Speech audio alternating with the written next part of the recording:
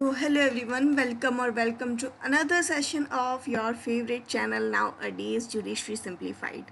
जी हाँ गाइस, आज हम लोग लेके आ गए हैं वही सेशन आपके लिए जो आपके लिए सबसे ज़्यादा हेल्पफुल रहने वाला है। अगर आप सिर्फ राजस्थान एपी ही नहीं, किसी भी कॉम्पिटिटिव एग्ज़ाम की जो कि लॉ से रिलेटेड है उसकी तैयारी कर रहे हो और ये सारे सब्जेक्ट जो आज हम कवर करने वाले हैं वो उसके अंदर आते हैं। तो गाइस देखिए, एजेंडा क्या है इस पूरे जो भी हमारे सेशन का, वो ये है कि एजेंडा हमारा ये है कि आपको जो डेफिनेशंस हैं by the end of this video याद हो जाए। आपको मेमोराइज करवाना ही हमारा एजेंडा है। अब देखिए, मेमोराइज करने के लिए बहुत सारे तरीके होते हैं। मैं वो तरीका आपसे शेयर कर रही हूँ जो मेरे लिए बहुत हेल्पफुल रहा है आज तक और आपके लिए भी रहने वाला है, क्योंकि बहुत ही साइंटिफिक स्ट्रक्चरल मैनर में हम लोग ये सब करने वाले हैं। तो अगर आप लोग थोड़े भी सीरियस हैं अपनी प्रिपरेशन को लेकर और आपको लगता है कि जस्ट बिकॉज ऑफ कि कौन से सब सेक्शन में कौन सी डेफिनेशन दे रखी है या कौन से क्लॉज में कौन सी डेफिनेशन दे रखी है, इसकी वजह से आप अपने जो 2-3 फ्री के नंबर होते हैं वो गंवा देते हैं, या आप मैचअप्स में उलझ जाते हैं कि क्या सही आंसर होगा इस पर्टिकुलर क्वेश्चन का या कौन सी ग्रुपिंग सही है, तो ये आपके लिए हेल्पफुल रहेगी। दूसरी बात कि इसके अंदर मैं एक चीज़ नहीं करवाऊंगी, वो है आपके ओल्ड क्रिमिनल लॉ। देखिए, मैंने न्यू क्रिमिनल लॉ इसमें पूरी तरीके से कवर कर रखे हैं। अब आपको क्या करना है, ये पीडीएफ हमारा जो टेलीग्राम चैनल है, टेलीग्राम चैनल का मैं आपको नाम बता देती हूँ क्योंकि काफ़ी क्वेरी आ रही है मुझे इस चीज़ के रिगार्डिंग। हमारे जो टेलीग्राम चैनल का नाम है वो है जुडिशरी अंडरस्कोर कैपिटल एस। ये हमारे टेलीग्राम चैनल का नाम है, तो आप जाकर पहले इसको ज्वाइन कर लीजिएगा और उसके बाद में ये जो जैसे ही सेशन ओवर होता है, ये जो पीडीएफ रहेगी एनोटेड पीडीएफ, ये पूरी आपकी शेयर हो जाएगी। तो वहाँ से आप चाहें तो इसका प्रिंट भी निकलवा सकते हैं और साथ ही साथ में जो भी ओल्ड क्रिमिनल लॉ है आप उसकी डेफिनेशन कॉरेस्पॉन्डिंग जो भी डेफिनेशन बनती है आप साथ में लिख लीजिएगा। तो ये बताने के पीछे का रीज़न ही यही है कि अगर एक ही चीज़ है तो उसको 2 बार कवर करने का कोई सेंस नहीं बनता है ना। तरीका वही रहेगा उसमें भी याद करने का, बस जो सेक्शन नंबर है आपका वो चेंज हो जाएगा। सो आई डोंट थिंक सो कि वो वर्थ इट है कि आप एक चीज़ 2-2 बार पढ़ें। इसके बजाय आप ये एक चीज़ एक बार स्ट्रक्चर समझ लें एंड देन आप उसको उस तरह से याद कर सकते हैं। तो इसमें रहने वाला क्या है, देखिए, एक तो आपका विजुअल क्लासिफिकेशन रहेगा। विजुअल क्लासिफिकेशन मतलब आपको उस तरीके से चीज़ें बताई जाएगी कि आपकी विजुअल मेमोरी में फीड हो जाए। लॉजिकल ग्रुपिंग की जाएगी।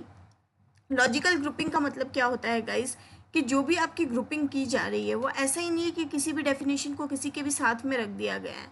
हर डेफिनेशन को उसी तरीके से इसमें एडजस्ट किया गया है कि वो एक दूसरे से कहीं ना कहीं रिलेटेड है। ठीक है, और इस तरह से किया गया है कि वो पूरा रिकॉल करने का एक सिस्टम बन जाए और जो स्ट्रक्चर है वो आपका पूरा का पूरा एग्जाम ओरिएंटेड रहने वाला है, ताकि आपको पता रहे कि कौन सी डेफिनेशन सिमिलर लगती है और कहाँ पर हमको कन्फ्यूज़न होने के चांस हैं। ठीक है, ये हमारा प्यारा सा चैनल है जुडिशरी सिंप्लीफाइड, जिसको आपने बहुत कम समय में बहुत ज़्यादा प्यार दिया है और आपको हमारे वीडियोस और जो टीचिंग स्टाइल है वो भी बहुत पसंद आ रहा है। सो thank you so much for that. चलिए स्टार्ट करते हैं without wasting any time. BNSS 2023। देखिए, एक चीज़ ध्यान रखूँ, जब भी आप डेफिनेशन पढ़ते हो ना, मोस्टली सेकंड जो आपका सेक्शन होता है उसमें डेफिनेशंस दे रखी होती है।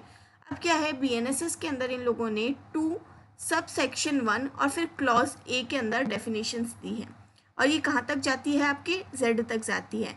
यानी मैं ये बोल दूँ कि जो BNSS की डेफिनेशन है वो सेक्शन 2 सब सेक्शन 1 के क्लॉज ए से लेकर Z तक है, साथ ही साथ में सेक्शन 2 सब सेक्शन 2 में भी डिफाइन कर रखा है। आ गई बात समझ में, क्लियर है इतना हमको? चलिए अब देखते हैं कैसे डेफिनेशंस को याद करना है। पहले तो ये देखो कि ऑफेंसेस से रिलेटेड होगा यहाँ पर सब कुछ जो भी काम होगा हमारा, है ना। क्यों होगा, क्योंकि देखो BNSS क्या डील कर रहा है, प्रोसीजरल फ्लो को डील कर रहा है कि कोई भी क्रिमिनल जब भी लॉ आपका मोशन में आ रहा है तो उसका प्रोसीजर क्या रहने वाला है उसकी बात हो रही है। तो सबसे पहले हम लोगों ने ऑफेंस को है ना डिफाइन किया। ऑफेंस कहाँ पर दे रखा है, section 2 sub section 1 clause Q के अंदर। फिर आता है आपका चार्ज। चार्ज क्या होता है, एनी हेड ऑफ चार्जेस। ये बात सुनी है ना आप लोगों ने। अब ऑफेंस और चार्ज ये दोनों आपस में रिलेटेड चीज़ें हैं, क्योंकि जब कोई ऑफेंस होगा आगे जाके उसी का तो चार्ज फ्रेम होगा ना, वहीं से ही तो हम लोग चार्ज डिराइव करेंगे कि क्या चार्ज बन रहा है। तो चार्ज हमारा डिफाइन है सेक्शन 2 सबसेक्शन 1 क्लॉज एफ में। अब टाइप्स ऑफ ऑफेंसेस कौन से होते हैं? देखिए, दो तरह के ऑफेंसेस होते हैं हमारे पास में। कैसे ऑफेंसेस होते हैं? दो तरह के ऑफेंसेस होते हैं। एक होता है आपका कॉग्निजेबल ऑफेंस और एक होता है आपका नॉन कॉग्निजेबल ऑफेंस। और कॉग्निजेबल ऑफेंस वो ऑफेंस होता है जिसके अंदर की आपका जो पुलिस ऑफिसर है विदाउट वारंट अरेस्ट कर सकता है। नॉन कॉग्निजेबल ऑफेंस के अंदर जो आपका पुलिस ऑफिसर है वो विदाउट वारंट अरेस्ट नहीं कर सकता। ठीक है, तो ये हो गए आपके संज्ञेय अपराध और नॉन कॉग्निजेबल ऑफेंस हो गए आपके असंज्ञेय अपराध। अब केस भी कहाँ दिया हुआ है? देखो, ऑफेंस और केस में थोड़ा सा फर्क होता है ना। मैं यहाँ पर डिफरेंस एक्सप्लेन नहीं करूँगी, बट ये दोनों टर्म्स थोड़ी सी डिफरेंट होती है एक दूसरे से, आप इसका डिफरेंस पढ़ सकते हैं। अब हमको क्या लगता है कि कॉग्निजेबल ऑफेंस की जो डेफिनेशन है उसमें सिर्फ कॉग्निजेबल ऑफेंस दे रखा है, पर ये गलत है। उसी डेफिनेशन में कॉग्निजेबल केस को भी डिफाइन कर रखा है। तो अब हम एक चीज़ बोलेंगे कि कॉग्निजेबल ऑफेंस और कॉग्निजेबल केस कहाँ पर डिफाइंड है। हमने कहा सेक्शन 2 सबसेक्शन 1 क्लॉज जी के अंदर। नॉन कॉग्निजेबल ऑफेंस आपका कहाँ पर डिफाइंड है और नॉन कॉग्निजेबल केस कहाँ पर डिफाइंड है?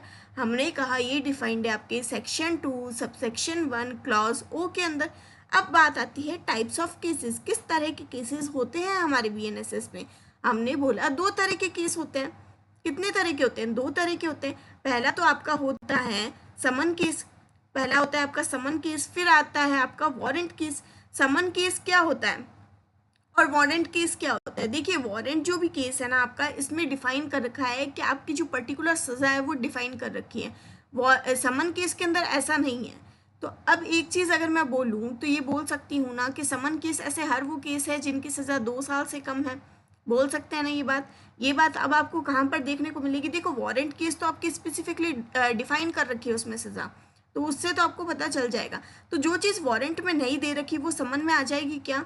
तो अब हम बोलते हैं कि समन केस आपका डिफाइंड है सेक्शन 2 सबसेक्शन 1 क्लॉज एक्स के अंदर। वारंट केस आपका डिफाइंड है सेक्शन 2 सबसेक्शन 1 क्लॉज जेड के अंदर। आ गई बात समझ में? अब आता है हमारा बेल सिस्टम। बेल सिस्टम क्यों ज़रूरी है?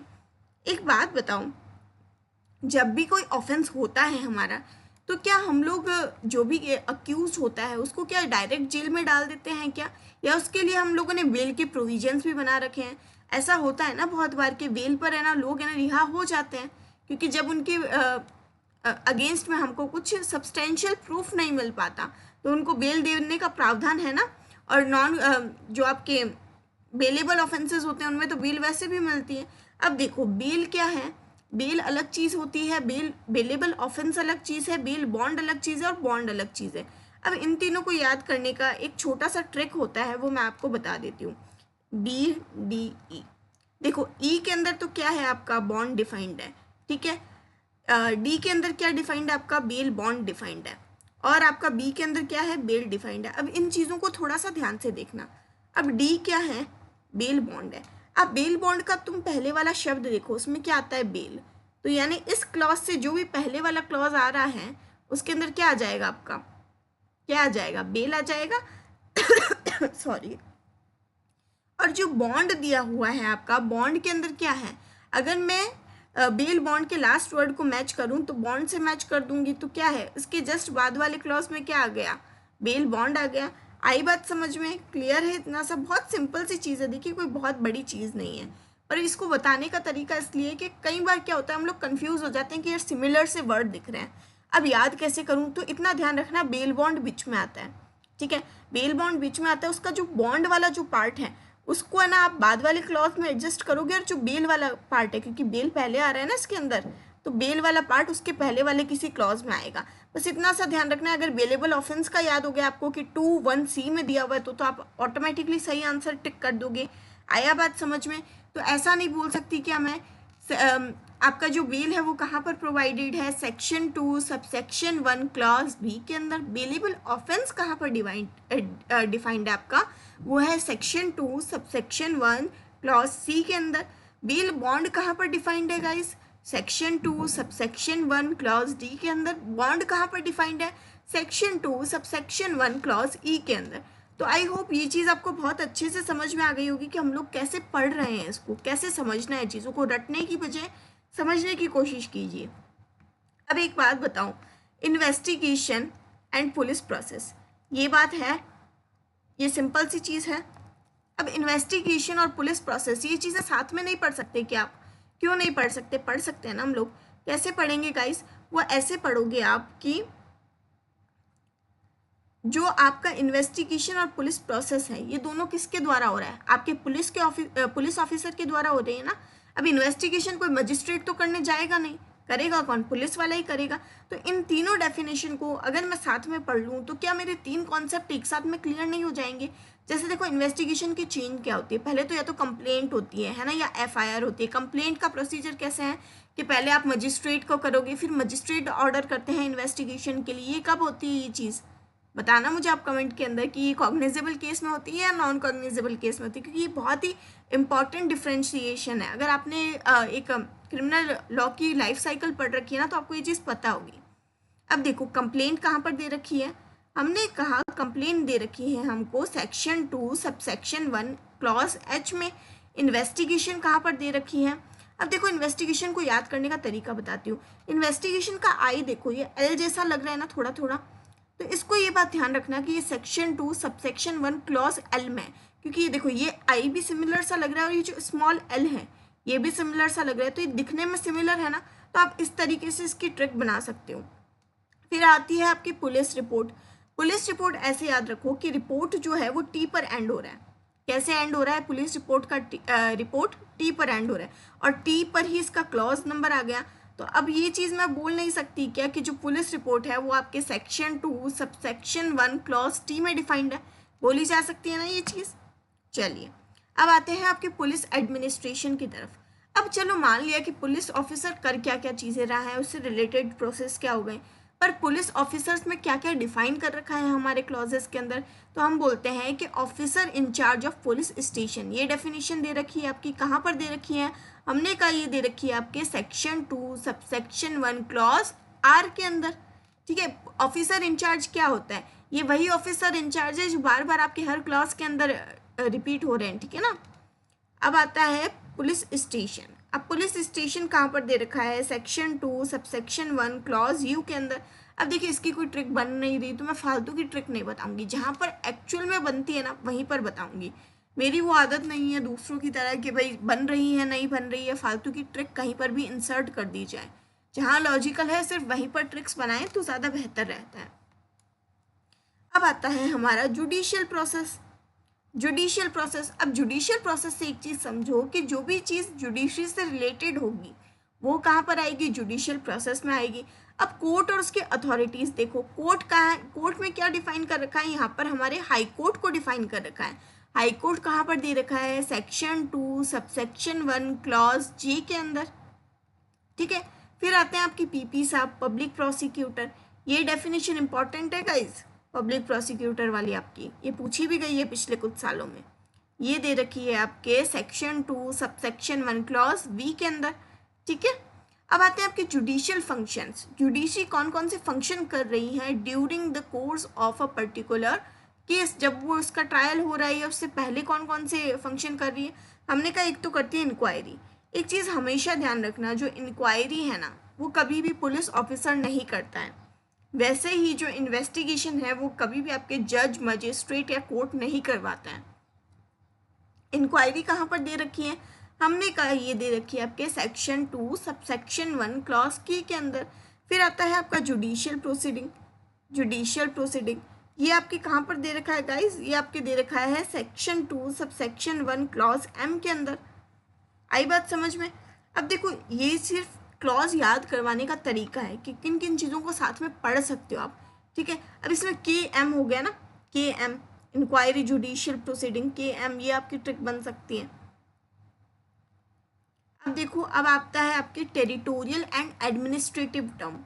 ठीक है, कौन सी चीज़ें जो ऐसी हैं जो आपकी जगह से रिलेटेड है? तो हमने कहा पहली आती है लोकल जुरिस्डिक्शन। सब लोग बोलते हैं ना लोकल जुरिस्डिक्शन में आता है तो कर सकते हैं, ये मजिस्ट्रेट लोकल जुरिस्डिक्शन का मैटर हुआ तो बता देंगे, ये कर देंगे वो कर देंगे, बहुत बार आएगा ये। तो ये कहाँ पर दे रखा है? ये दे रखा है आपके सेक्शन 2 सबसेक्शन 1 क्लॉज एन में। एक चीज़ देखो, जुरिस्डिक्शन कहाँ पर एंड हो रहा है? एन पे। और यहाँ पर क्लॉज भी क्या है आपका एन है, तो ये याद हो जाएगा। फिर आता है आपका प्लेस। प्लेस का मतलब क्या होगा वो हमने बोला सेक्शन 2 सबसेक्शन 1 क्लॉज एस में डिफाइंड है। फिर आता है आपके सब डिवीज़न। सब डिवीज़न कहाँ पर डिफाइंड है गाइस, ये आपके डिफाइंड है सेक्शन 2 सबसेक्शन 1 क्लॉज डब्ल्यू के अंदर। फिर आता है आपका नोटिफिकेशन। नोटिफिकेशन कहाँ पर डिफाइंड है, हमने कहा ये डिफाइंड है आपका सेक्शन 2 सबसेक्शन 1 क्लॉज पी के अंदर। ठीक है, अब ये देखो ये नई डेफिनेशंस हैं, ऑडियो वीडियो इलेक्ट्रॉनिक। फिर ये भी नई डेफिनेशन है आपकी इलेक्ट्रॉनिक कम्युनिकेशन, और इसके अंदर ये जो आपका बिल बॉन्ड और बॉन्ड है ये नया है, ये वाली चीज़ें भी नई हैं, है ना। तो ये नई नई जो है ये तो याद रखनी है आपको, और जो मतलब पुराने हैं और आपको लगता है कि नहीं बहुत बार यूज़ हो सकते हैं, उनका आप कॉरेस्पॉन्डिंग सीआरपीसी का सेक्शन भी याद रख लो। तो ये क्या दिया हुआ है, ऑडियो वीडियो इलेक्ट्रॉनिक, हमने कहा ये ए से ए मिलाओ, यानी कहाँ पर दिया हुआ है सेक्शन 2 सबसेक्शन 1 क्लॉज ए के अंदर डिफाइंड है ऑडियो वीडियो इलेक्ट्रॉनिक। अब बारी आती है कि इलेक्ट्रॉनिक कम्युनिकेशन कहाँ पर डिफाइंड है, तो हमने कहा ये डिफाइंड है आपके सेक्शन 2 सबसेक्शन 1 क्लॉज आई के अंदर। ठीक है, अब एक आता है आपका सबसे इम्पॉर्टेंट विक्टिम। पर्सन्स में एक विक्टिम ही डिफाइंड है इसके अंदर गाइस। विक्टिम आता है आपके सेक्शन 2 सबसेक्शन 1 क्लॉज वाई के अंदर। विक्टिम कहाँ पर है, सेक्शन 2 सबसेक्शन 1 क्लॉज वाई के अंदर। अब आता है आपकी नेक्स्ट और लास्ट डेफिनेशन, वो है आपके कि वर्ड्स और एक्सप्रेशन जो बीएनएसएस में प्रोवाइडेड नहीं है पर हमको उनका मीनिंग चाहिए, कहाँ पर लेंगे, हमने कहा आप जाओ बीएनएस से लो, आप जाओ बीएसए से लो, आप जाओ इंफॉर्मेशन टेक्नोलॉजी एक्ट से लो। आई बात समझ में। तो यहाँ पर जो डिफाइंड है वो तो ठीक है, पर अगर कुछ नहीं डिफाइंड है तो हमने कहा कुछ लॉज की लिस्ट दे रखी है आपको, आप वहाँ से इंसर्ट कर लीजिए इसका मीनिंग। आई बात समझ में, सिंपल था, कोई बिल्कुल हार्ड एंड फास्ट चीज़ नहीं है। चलिए अब आता है हमारा बीएनएस। बीएनएस में टोटल 39 क्लॉजेज हैं।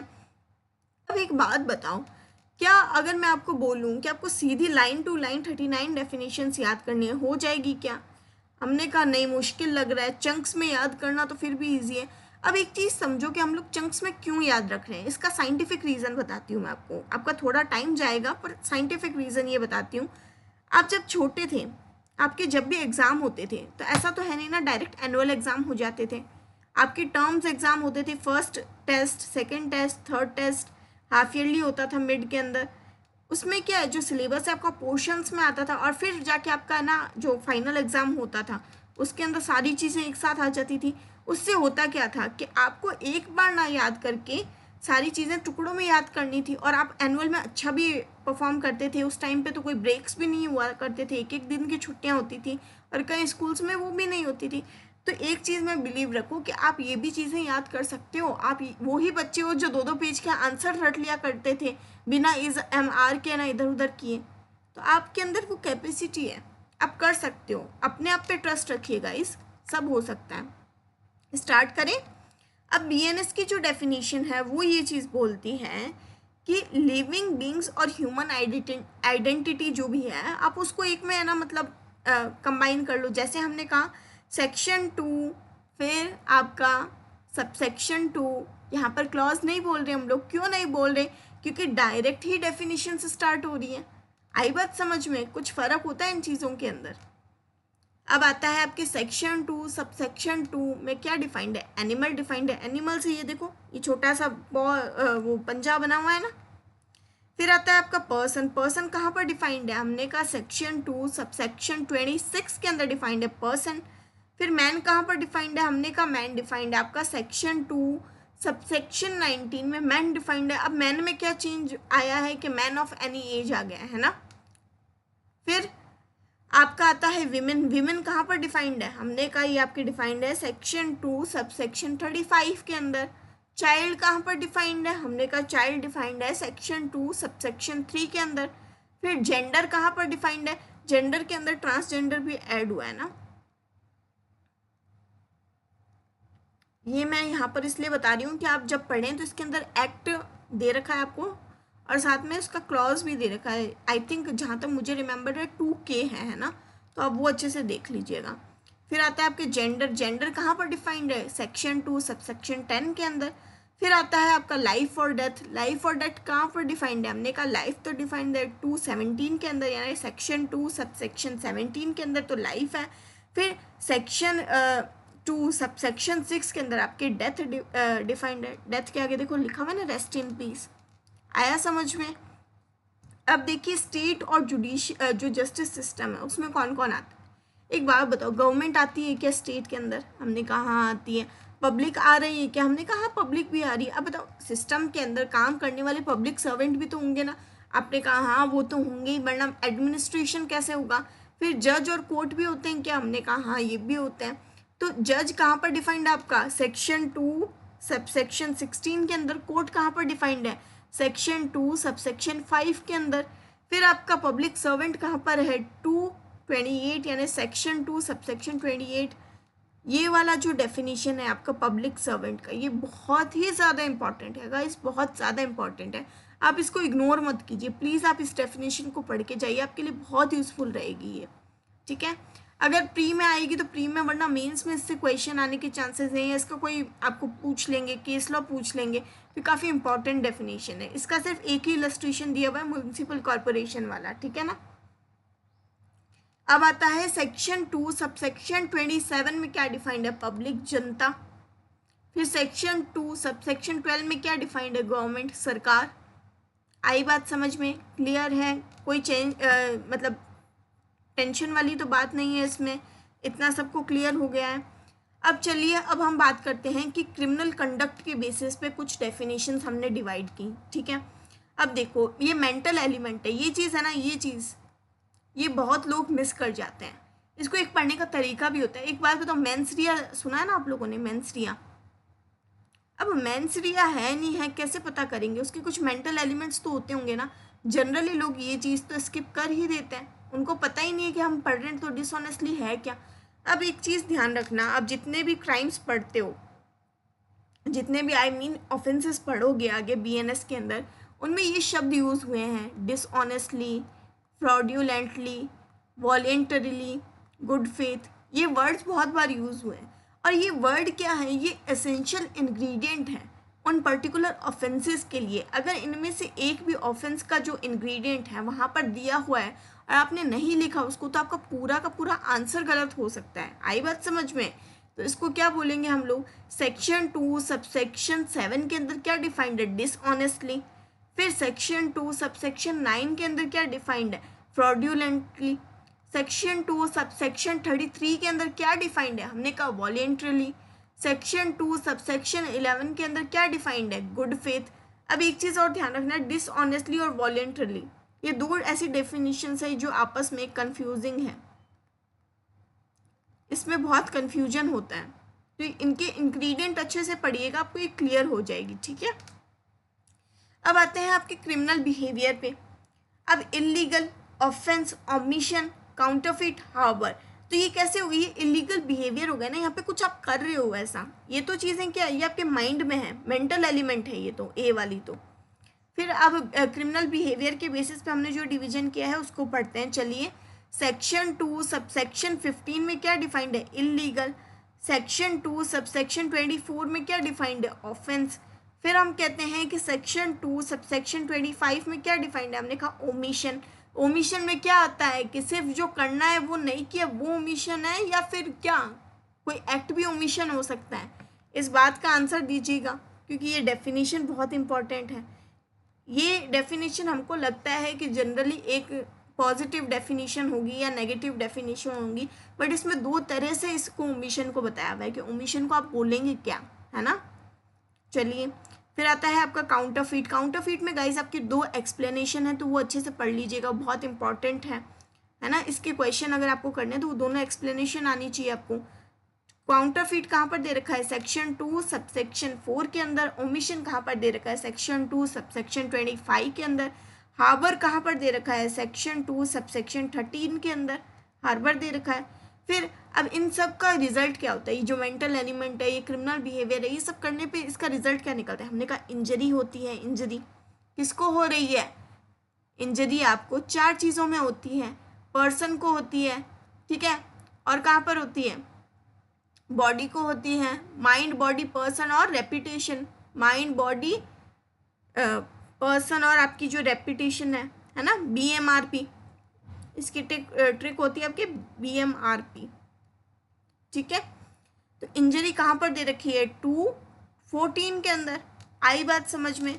अब देखिए वैसे तो मैं अगर नहीं भी समझाऊँ ना इसको आपको तो भी चलेगा, क्योंकि ये सिर्फ मेरे को आपको क्लॉजेस बताने, बट क्लॉजेस के साथ में अगर मैं इसका थोड़ा थोड़ा कॉन्सेप्ट जहाँ पर लगता है मुझे कि बता देना सही होगा, अगर वो मैं आपको बता देती हूँ, तो इससे क्या होगा, आपको अगर लग रहा होगा ना कि नहीं यहाँ पर मेरा कॉन्सेप्ट लैग कर रहा है, तो आप उसको बेरेक्ट को ओपन कीजिए, आप एक बार पढ़ लीजिए उसको, है ना, तो आपको बहुत ज़्यादा क्लियर तरीके से वो चीज़ रिमेंबर हो जाएगी। आई बात समझ में। अब आता है जो फोर्थ सेगमेंट है हमारा, वो प्रॉपर्टी और इकोनॉमिक कॉन्सेप्ट हमारे। इसके अंदर क्या है, मूवेबल प्रॉपर्टी कहाँ पर डिफाइंड है गाइस, हमने कहा section 2 subsection 21 talks about movable property.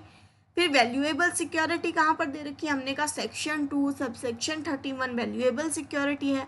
Vessel कहाँ पर दे रखा है, हमने कहा सेक्शन 2 सबसेक्शन 32 वेसल की बात करता है। फिर आते हैं रॉन्गफुल गेन, रॉन्गफुल लॉस और गेनिंग रॉन्गफुली और लूजिंग रॉन्गफुली। तो ये 3 डेफिनेशन आपको गाइस साथ में पढ़नी है। आई बात समझ में। रॉन्गफुल गेन, फिर रॉन्गफुल लॉस, फिर गेनिंग रॉन्गफुली और लूजिंग रॉन्गफुली। कहाँ पर दे रखी है wrongful gain, section number 2 subsection 36। Wrongful loss कहाँ पर दे रखा है, सेक्शन 2 सबसेक्शन 37। गेनिंग रॉन्गफुली या लूजिंग रॉन्गफुली ये कहाँ पर दे रखा है, सेक्शन 2 सबसेक्शन 38।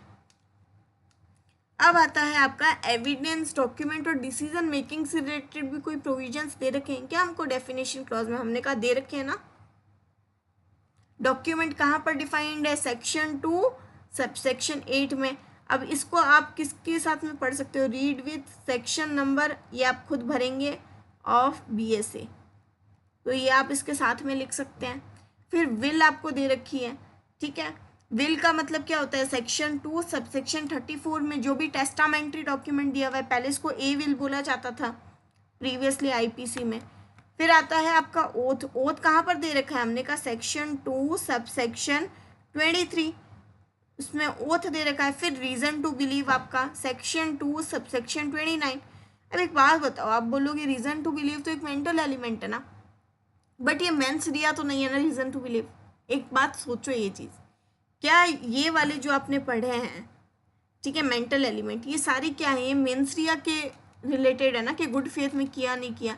अब रीज़न टू बिलीव क्या है, कि आपके समक्ष कोई चीज़ उपस्थित है और आपको लगता है कि वो सही है ना, वो सही है, या आपको जितने भी प्रोबेबल सर्कमस्टांसेस है उसमें लगता है कि इसकी सही होने की संभावना है, तो वो रीज़न टू बिलीव है। तो इनको आप एविडेंस के साथ में पढ़ लो। ये वाली डेफिनेशन देखो, ये वाली ध्यान रखना, डॉक्यूमेंट वाली। अब डॉक्यूमेंट की डेफिनेशन आपको BSA में दे रखी है, तो ध्यान रखना कि आपको पूछे कौन से एक्ट की जा रही है, डायरेक्ट 2:8 मत लगा के आ जाना, पहले देखना BSA का पूछ रहा है या BNS का पूछ रहा है। अब आता है आपके लीगल फ्रेमवर्क से रिलेटेड चीज़ें। अब एक्ट किसको बोलेंगे, हमने कहा section 2 subsection 1 talks about act. फिर लोकल और स्पेशल लॉ को मैं साथ में नहीं पढ़ सकती क्या गाइस, पढ़ सकते हैं बिल्कुल। लोकल लॉ तो क्या है, एक पर्टिकुलर एरिया पर लग रहा है। स्पेशल लॉ किस पर लग रहा है, किसी पर्टिकुलर सब्जेक्ट मैटर पर लगता है आपके। तो लोकल लॉ तो कहाँ पर दिया हुआ है, सेक्शन 2 सबसेक्शन 18 में। स्पेशल लॉ कहाँ पर दिया हुआ है, सेक्शन 2 सबसेक्शन 30 के अंदर। और आपके वर्ड्स और एक्सप्रेशन जो यहाँ पर तो डिफाइंड नहीं है पर उनका यूज़ हुआ है, तो वो कहाँ पर दे रखे हैं, सेक्शन 2 सबसेक्शन 39 में। अब इसमें एक्ट कौन कौन से होंगे, आप मुझे इन एक्ट्स के नाम है ना कमेंट करेंगे, है ना। फिर आता है आपका इंटरप्रिटेशन क्लॉज।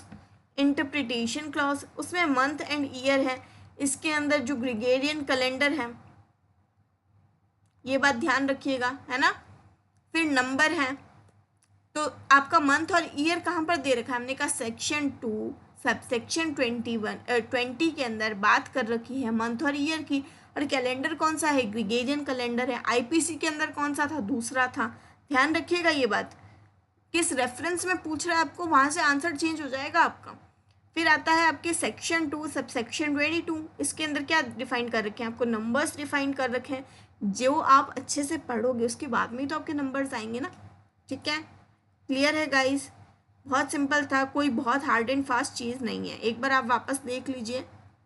चलिए, और हाँ, इसकी पीडीएफ आप प्लीज़ टेलीग्राम से ले लीजिएगा, अगर आपने नहीं सुना है तो इसमें आपको पीडीएफ के साथ में लिंक मिल जाएगा, कमेंट उसमें कमेंट बॉक्स में भी डाल दूंगी और आपका जो डिस्क्रिप्शन बॉक्स होता है उसमें भी डाल दूंगी मैं। फिर आता है आपके भारतीय साक्ष्य अधिनियम। इसमें क्या है डेफिनेशन का स्ट्रक्चर क्या दे रखा है, हमने कहा सेक्शन 2 सबसेक्शन 1 क्लॉज ए से लेकर सेक्शन 2 सबसेक्शन 1 क्लॉज एल तक हमारी सारी डेफिनेशंस डिफाइंड है। साथ ही साथ में सेक्शन 2 सबसेक्शन 2 एक एक्स्ट्रा जो भी रेफरेंस लेना है उसकी बात करता है। चलिए स्टार्ट करते हैं। अब देखो, एडजुडिकेटरी अथॉरिटी, इसको किसके साथ में पढ़ोगे, बीएनएस के सेक्शन 2 सबसेक्शन 5 के साथ में पढ़ लेंगे ना हम लोग इसको। वहाँ पर भी तो कोड दे रखा है ना, तो पढ़ सकते हैं कि नहीं पढ़ सकते, पढ़ सकते हैं ना। डॉक्यूमेंट यहाँ पर कहाँ दे रखा है, 2(1)D में दिया हुआ है, ठीक है। तो एक बार देखो यहाँ पर कहाँ पर लिखा हुआ है, डॉक्यूमेंट कहाँ पर लिखा हुआ है बताओ, 2(8) में लिखा हुआ है। आई बात समझ में, मैं कैसे कनेक्ट करने का बोल रही हूँ आपको, तो ये ऐसे ही याद कर सकते हो, read with section 2(8) of BNS, कर सकते हो ना गाइस, ये चीज़ें आप पॉसिबल है ना हमारे लिए। चलो, एडजुडिकेटरी अथॉरिटी तो एक ही दे रखी है, भारतीय साक्ष्य अधिनियम में कोर्ट डिफाइन कर रखा है, हमने कहा चलो कोई बात नहीं। फिर आता है कि डॉक्यूमेंट्री एंड एविडेंस कॉन्सेप्ट, ये चीज़ बता रखी है। हमने कहा डॉक्यूमेंट की देखो डेफिनेशन याद करना बहुत ही सिंपल है। आपने बोला कैसे सिंपल है, हमने कहा डी से डॉक्यूमेंट होता है, डी से डॉक्यूमेंट होता है। जैसे डी से डॉग हुआ करता था जब हम छोटे थे, वैसे ही अब हम बीए से पढ़ रहे हैं तो डी से डॉक्यूमेंट है। तो डॉक्यूमेंट कहाँ पर दे रखा है, सेक्शन 2 सबसेक्शन 1 क्लॉज डी के अंदर। फिर आता है एविडेंस की डेफिनेशन। हमने कहा पहले ई फॉर एलिफेंट हुआ करता था, पर अब ई फॉर एविडेंस है जब हम बीए से पढ़ रहे हैं। तो बीएससी के अंदर कहाँ पर दे रखी है एविडेंस की डेफिनेशन, हमने कहा ये दे रखी है सेक्शन 2 सबसेक्शन 1 क्लॉज ई के अंदर। आपने कहा ये तो बहुत ही बढ़िया बात है, ठीक है। अब देखो एक चीज़ और कि ओरल एविडेंस और डॉक्यूमेंट्री एविडेंस, आपको लगेगा इसकी कोई नई डेफिनेशन दे रखी होगी, नया क्लॉज होगा, पर नहीं। इसका जो सब क्लॉज आई है, सब क्लॉज 1 बोल दो चाहे इसको, और जो सब क्लॉज 2 है, सब क्लॉज 1 के अंदर तो क्या दे रखा है, अब इसको मैं आपको पढ़ के सुनाती हूँ कि आप याद करोगे तो कैसे करोगे। आपको कभी पूछ ले कोई कि ओरल एविडेंस कहाँ पर गिवन है, हम कहेंगे oral evidence is given under evidence which is described under section 2 subsection 1 clause E and oral evidence is given under section 2 subsection 1 clause E sub clause first, आई भी बोल सकते हो फर्स्ट भी बोल सकते हो, वो देखो रोमन नंबर 1 है ये, ठीक है ना। तो आपको उस हिसाब से थोड़ा याद करना पड़ेगा। फिर डॉक्यूमेंट्री एविडेंस कहाँ पर डिफाइंड है गाइस आपके, हमने कहा डॉक्यूमेंट्री एविडेंस डिफाइंड है सेक्शन 2 सबसेक्शन 1 क्लॉज ई और सब क्लॉज 2 के अंदर। आई बात समझ में, क्लियर है चीज़ें सिंपल, पर हम क्या ये वाली जो चीज़ें होंगी ना इसमें हम लोग खराब हो जाते हैं, हमको याद नहीं आती ये चीज़ें ऑन द स्पॉट। और देखो प्रेशर भी बहुत ज़्यादा होता है एग्ज़ाम के अंदर, तो ये चीज़ बहुत नॉर्मल है। अब आता है फैक्ट और रेलिवेंसी से रिलेटेड कॉन्सेप्ट्स, ठीक है, रेलेवेंसी और फैक्ट से रिलेटेड कॉन्सेप्ट। अब हमने कहा एफ फॉर फिश नहीं होती है, एफ फॉर क्या होता है, फैक्ट होता है। कहाँ पर डिफाइंड है बाई फैक्ट्स, हमने कहा सेक्शन 2 सबसेक्शन 1 क्लॉज एफ में है। अच्छा, ये तो बहुत अच्छी बात बताई आपने। अब फिजिकल फैक्ट मेंटल फैक्ट ये आपने लिखे, ये तो टर्म एक्सप्रेसली यूज़ ही नहीं कर रखी। हमने कहा एक्सप्रेसली तो यूज़ नहीं कर रखी, पर जो आपका जो सब क्लॉज 1 है और जो सब क्लॉज 2 है ना एफ का, वो जो जिन फैक्ट्स की बात करते हैं उनको इसी 2 कैटेगरी में हम लोग बांटते हैं। ये 2 वही कैटेगरी है जब आप मेंस में आंसर लिखोगे तो लिखोगे what are the physical facts, what are the mental और साइकोलॉजिकल फैक्ट्स, तो ये वही फैक्ट्स हैं, ठीक है गाइस। अब देखो इसको याद कैसे करना है, हमारे फैक्ट्स की डेफिनेशन कहाँ पर दे रखी है, हमने कहा सेक्शन 2 सबसेक्शन 1 क्लॉज एफ में। अच्छा, फिजिकल फैक्ट्स कहाँ पर डिफाइंड है, हमने कहा section 2 subsection 1 clause F sub clause 1।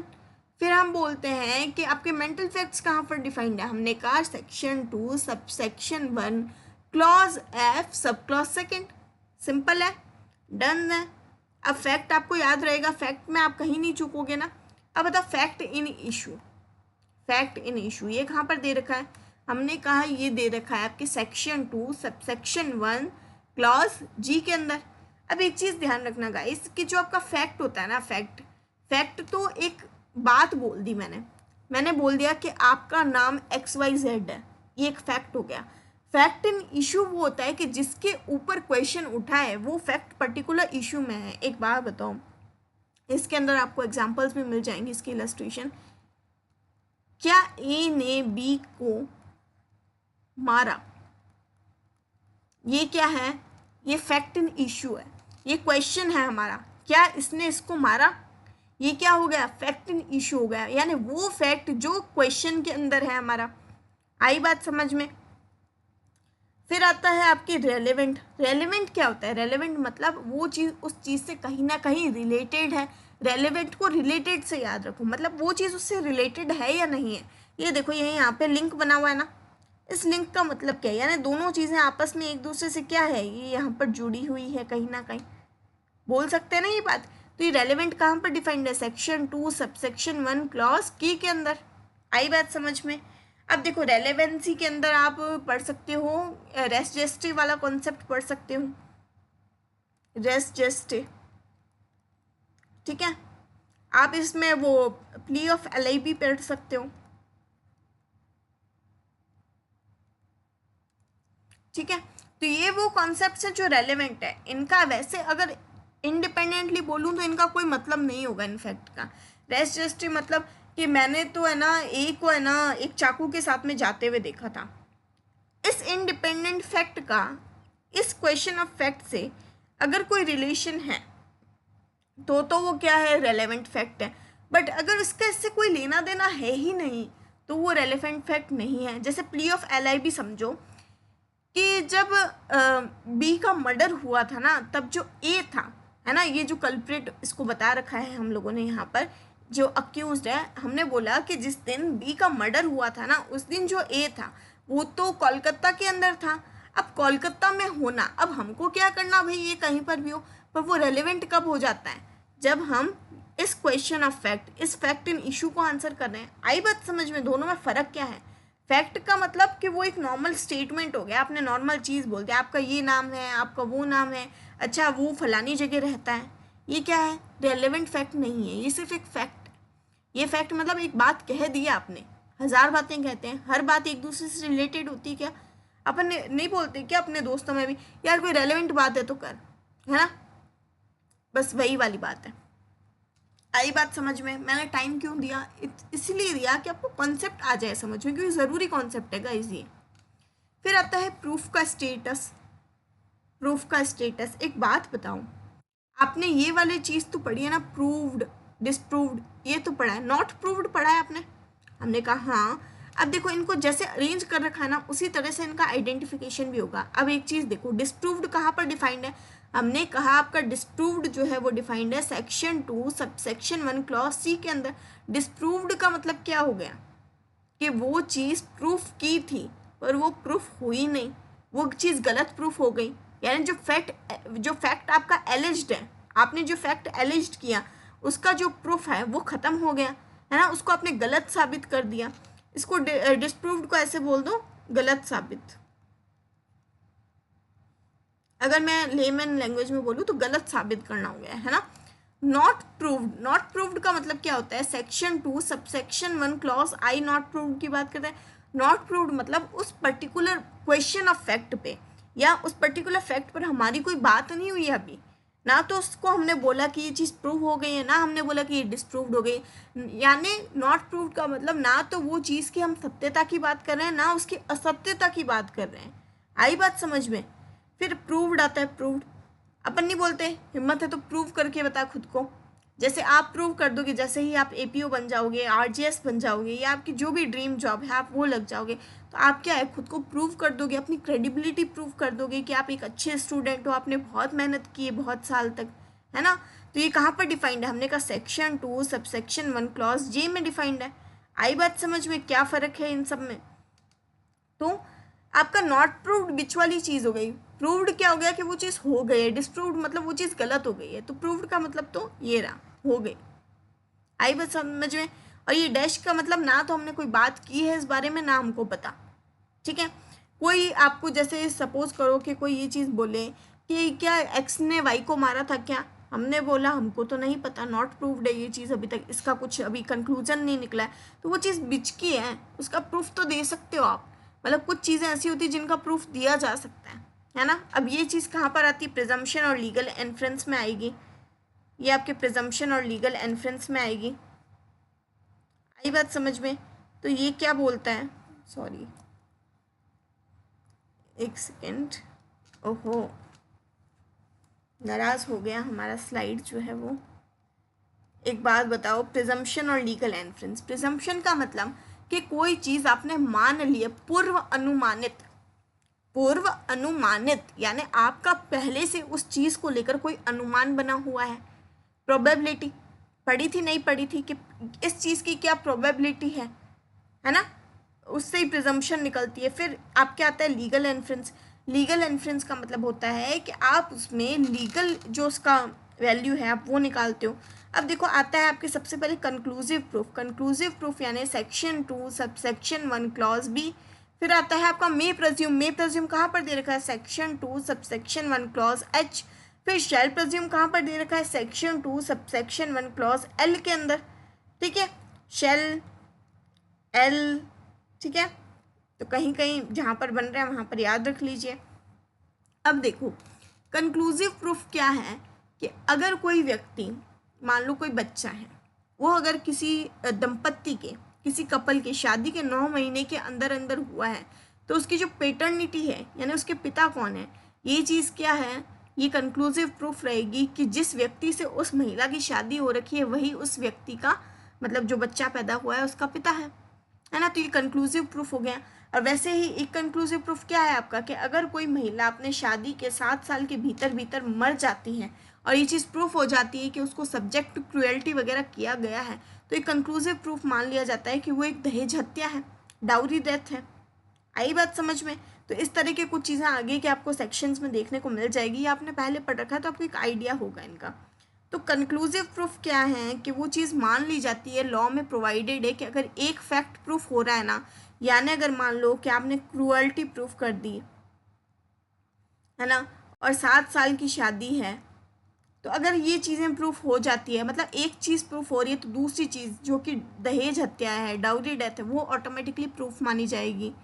ठीक है, तो ये क्या है कि अगर कोई चीज़ लॉ में ऑलरेडी दे रखी है तो आप उसको क्या मान लोगे कि वो प्रूव्ड है। फिर आता है आपका मे प्रज्यूम। मे प्रज्यूम, मे प्रज्यूम का मतलब क्या है, ये डिस्क्रिशन ऑफ कोर्ट होती है कि वो चाहे तो मान सकती है किसी फैक्ट को सही। शैल प्रज्यूम मतलब मानना पड़ेगा उस कोर्ट को वो चीज़ सही जब तक कि आप उसको डिस्प्रूव नहीं कर ले। मे प्रज्यूम में तो अगर कोर्ट को डाउट है ना तो वो आपसे एविडेंस मंगवा लेगी, एविडेंस का कॉल कर देगी कि भाई एविडेंस लेके आ जाओ देख लेंगे। शैल प्रज्यूम में क्या है, कोर्ट मान के चलेगा कि वो जो चीज़ है आपकी वो सही है, अनटिल और अनलेस आप उसको डिस्प्रूव नहीं कर देते, यानी आप ऐसे एविडेंस नहीं दे देते कि जिससे कि वो पर्टिकुलर प्रिजम्पशन है वो रिबट हो सकती है। अब देखो इसमें एक कॉन्सेप्ट दिया हुआ नहीं है बट मैं बता देती हूँ यहाँ पे।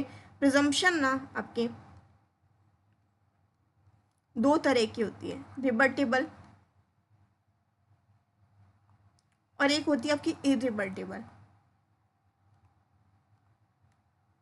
रिबर्टेबल जो प्रिजम्पशन होती है ना वो खंडनीय होती है, यानी आप उस तरह की प्रिजम्पशन को आगे जाके कह सकते हो कि भाई हम इसके ऊपर प्रूफ देना चाहते हैं। और जो इरिबेटेबल होती है ना वो अखंडनीय होती है। अखंडनीय मतलब आप इसके ऊपर कोई प्रूफ वूफ नहीं दे पाओगे, है ना।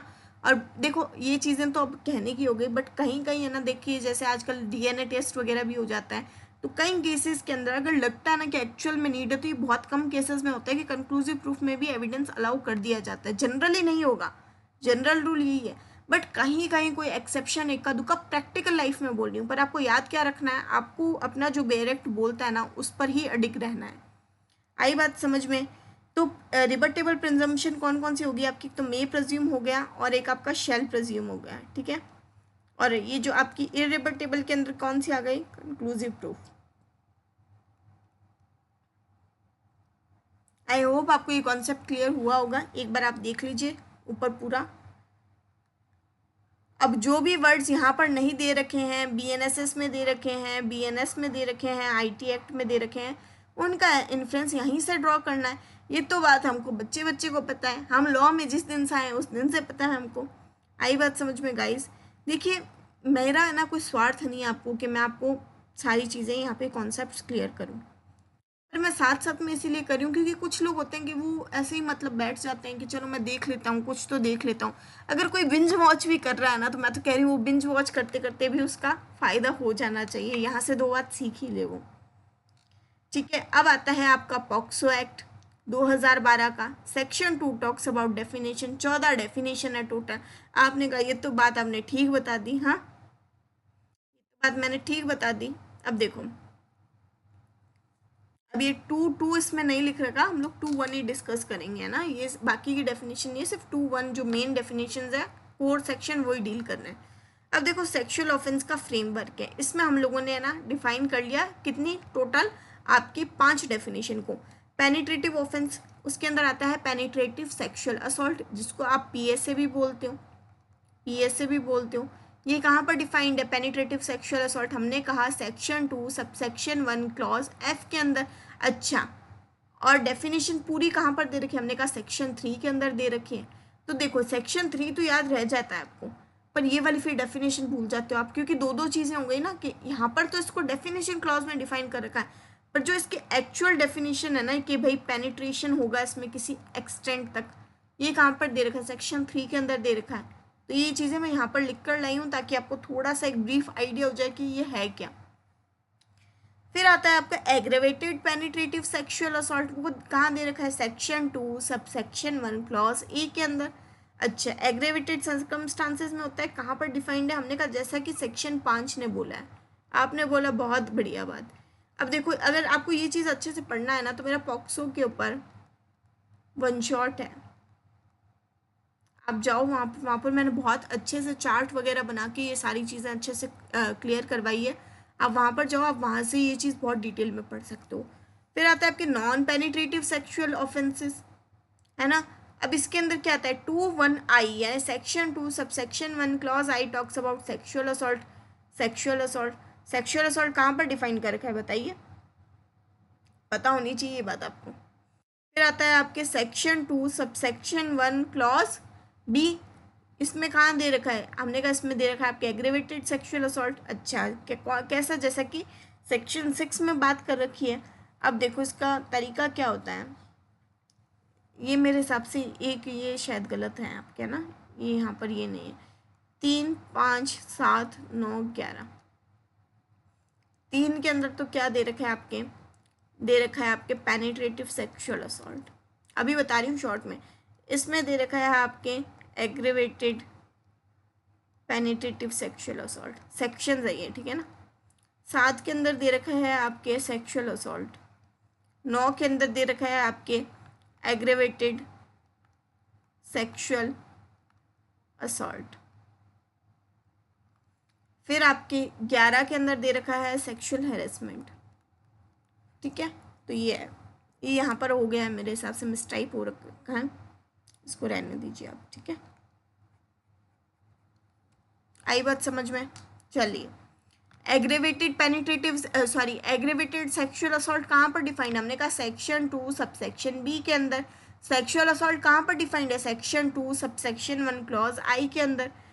फिर आपका अदर सेक्सुअल ऑफेंसेस, इसके अंदर सेक्सुअल हैरेसमेंट आ जाता है, लैंगिक उत्पीड़न बोलते हैं जिसको, ये कहाँ पर डिफाइंड है? सेक्शन 2 सबसेक्शन 1 क्लॉज J के अंदर, है ना। इसमें क्या है? पोर्नोग्राफिक पर्पस हो गया, पोर्नोग्राफी दिखाना किसी को, किसी पे सेक्सुअली कलर्ड रिमार्क कर देना, है ना, कोई वर्बल नॉन वर्बल कंडक्ट से, या कोई अनवेलकम चीज़ करना उसके प्रति, व्यक्ति के प्रति। फिर आप क्या आते हैं? प्रोटेक्टेड चाइल्ड इकोसिस्टम, बच्चों को हमने प्रोटेक्ट कर रखा है। अच्छा, चाइल्ड की डेफिनेशन है ना BNS में भी दे रखी है आपके सॉरी, BNS में भी दे रखी है। BNS का कौन सा सेक्शन है वो लिखेंगे आप यहाँ पे। चाइल्ड का मतलब क्या होता है? चाइल्ड का मतलब ऐसा कोई भी व्यक्ति जो कि 18 साल से कम है, यानी कहाँ पर दे रखी है? सेक्शन 2 सबसेक्शन 1 क्लॉज D के अंदर।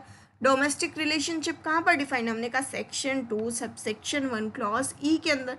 शेयर्ड हाउस होल्ड कहाँ पर डिफाइंड, हमने कहा सेक्शन 2 सबसेक्शन 1 क्लॉज के अंदर। स्पेशल जस्टिस सिस्टम क्यों बोला, हमने कहा इसमें स्पेशल कोड बनाए ना अपने। स्पेशल कोड कहाँ पर दिए हुए, सेक्शन 2 सबसेक्शन 1 क्लॉज एल के अंदर। फिर आते हैं आपके स्पेशल पीपी साहब, कहाँ पर दे रखे हैं, सेक्शन 2 सबसेक्शन 1 क्लॉज एम में। फिर आपके स्पेशल एंटिटीज आ गई कुछ, इसमें आ गया सेक्शन 2 सबसेक्शन 1 क्लॉज सी के अंदर है आपके armed forces and security forces. फिर आते हैं आपके रिलीजियस इंस्टीट्यूशन, ये कहाँ पर दे रखे हैं, सेक्शन 2 सबसेक्शन 1 क्लॉज एच के अंदर। फिर आती है आपके लीगल एंड डिजिटल फ्रेमवर्क वाली चीज़ें, यानी क्या है, चाइल्ड पोर्नोग्राफी दे रखी है, ये DA है, यानी ये क्या है, अमेंडमेंट एक्ट आया है, ठीक है। सेक्शन 2 सबसेक्शन 1 क्लॉज DA, ये क्या डिफाइन करता है, चाइल्ड पोर्नोग्राफी। फिर आप क्या आता है प्रिस्क्राइब, प्रिस्क्राइब में क्या दे रखा है, सेक्शन 2 सबसेक्शन 1 क्लॉज G, हो गया। प्रोबेशन ऑफ ऑफेंडर एक्ट, मतलब ऐसा एक्ट एकदम देवता एक्ट, इसमें एक तो लिमिटेड सिलेबस आपका, ऊपर से डेफिनेशन भी 3 ही डेफिनेशन याद करनी है। पर मज़े की बात देखो, ये 3 भी याद नहीं होती है ना, ये बड़ी एकदम भारी दुख वाली चीज़ है हमारे लिए। अब ये ध्यान रखना, यहाँ पे CRPC है ना 73 वाली नहीं है, ये 1973 वाली नहीं है, ध्यान रखना ये चीज़। ओरिजिनल के अंदर जो आपके हैं 1898 वाली है, जहाँ तक मुझे याद में है, ये चीज़ ध्यान रखना। कोड के अंदर, कोड कहाँ पर दे रखा है, प्रोबेशन ऑफ ऑफेंडर एक्ट में section 2 subsection A।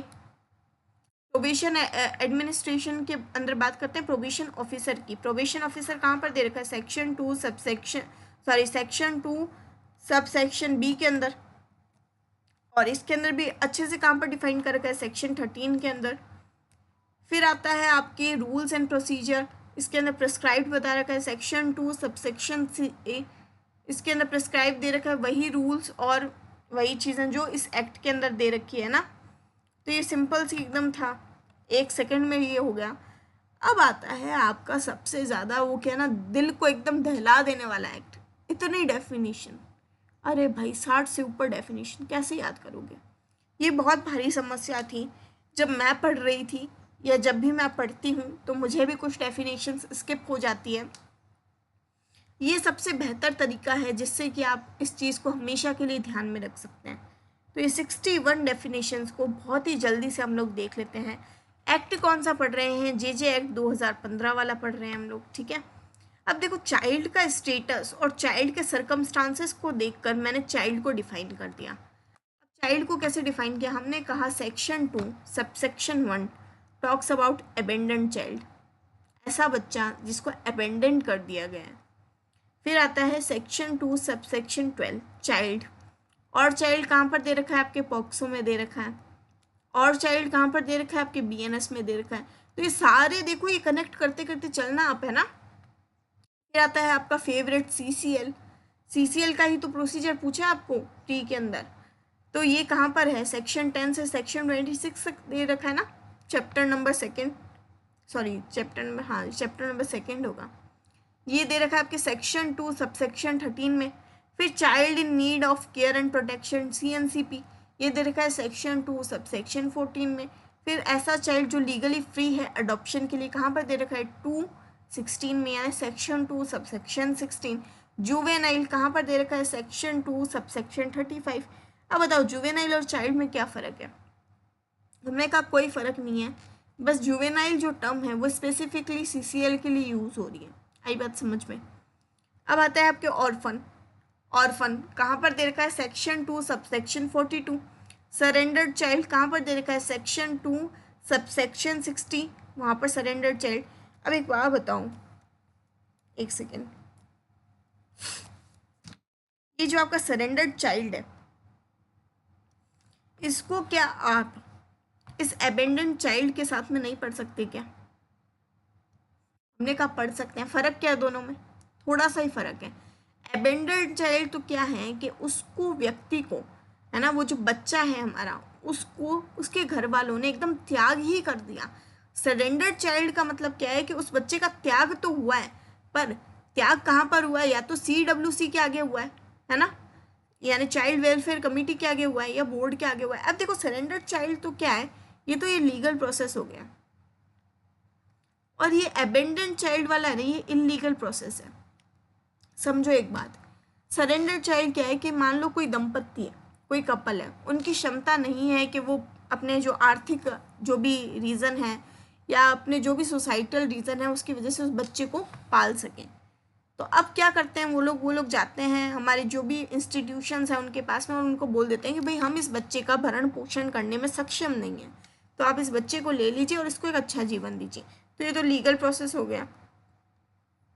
Abandoned child में क्या हो गया, आपने देखे होंगे बहुत सारे, कई बार हम लोग न्यूज़पेपर जब देखते हैं कुछ बच्चों की फ़ोटो आती है, उनको झाड़ियों में छोड़ के चला गया है ना, कोई ऐसे ही छोड़ के चला गया, उन बच्चों को किसी ने, कुत्तों ने खा लिया है ना, कोई बच्चा ऐसे ही ऑन द स्पॉट नाले में मिला है हमको, वो क्या है, वो एबेंडेंट चाइल्ड की कैटेगरी में है। ये इलीगल चीज़ है और इसका एक ऑफेंस भी बनता है, ये BNS के अंदर है, ध्यान रखना ये बात।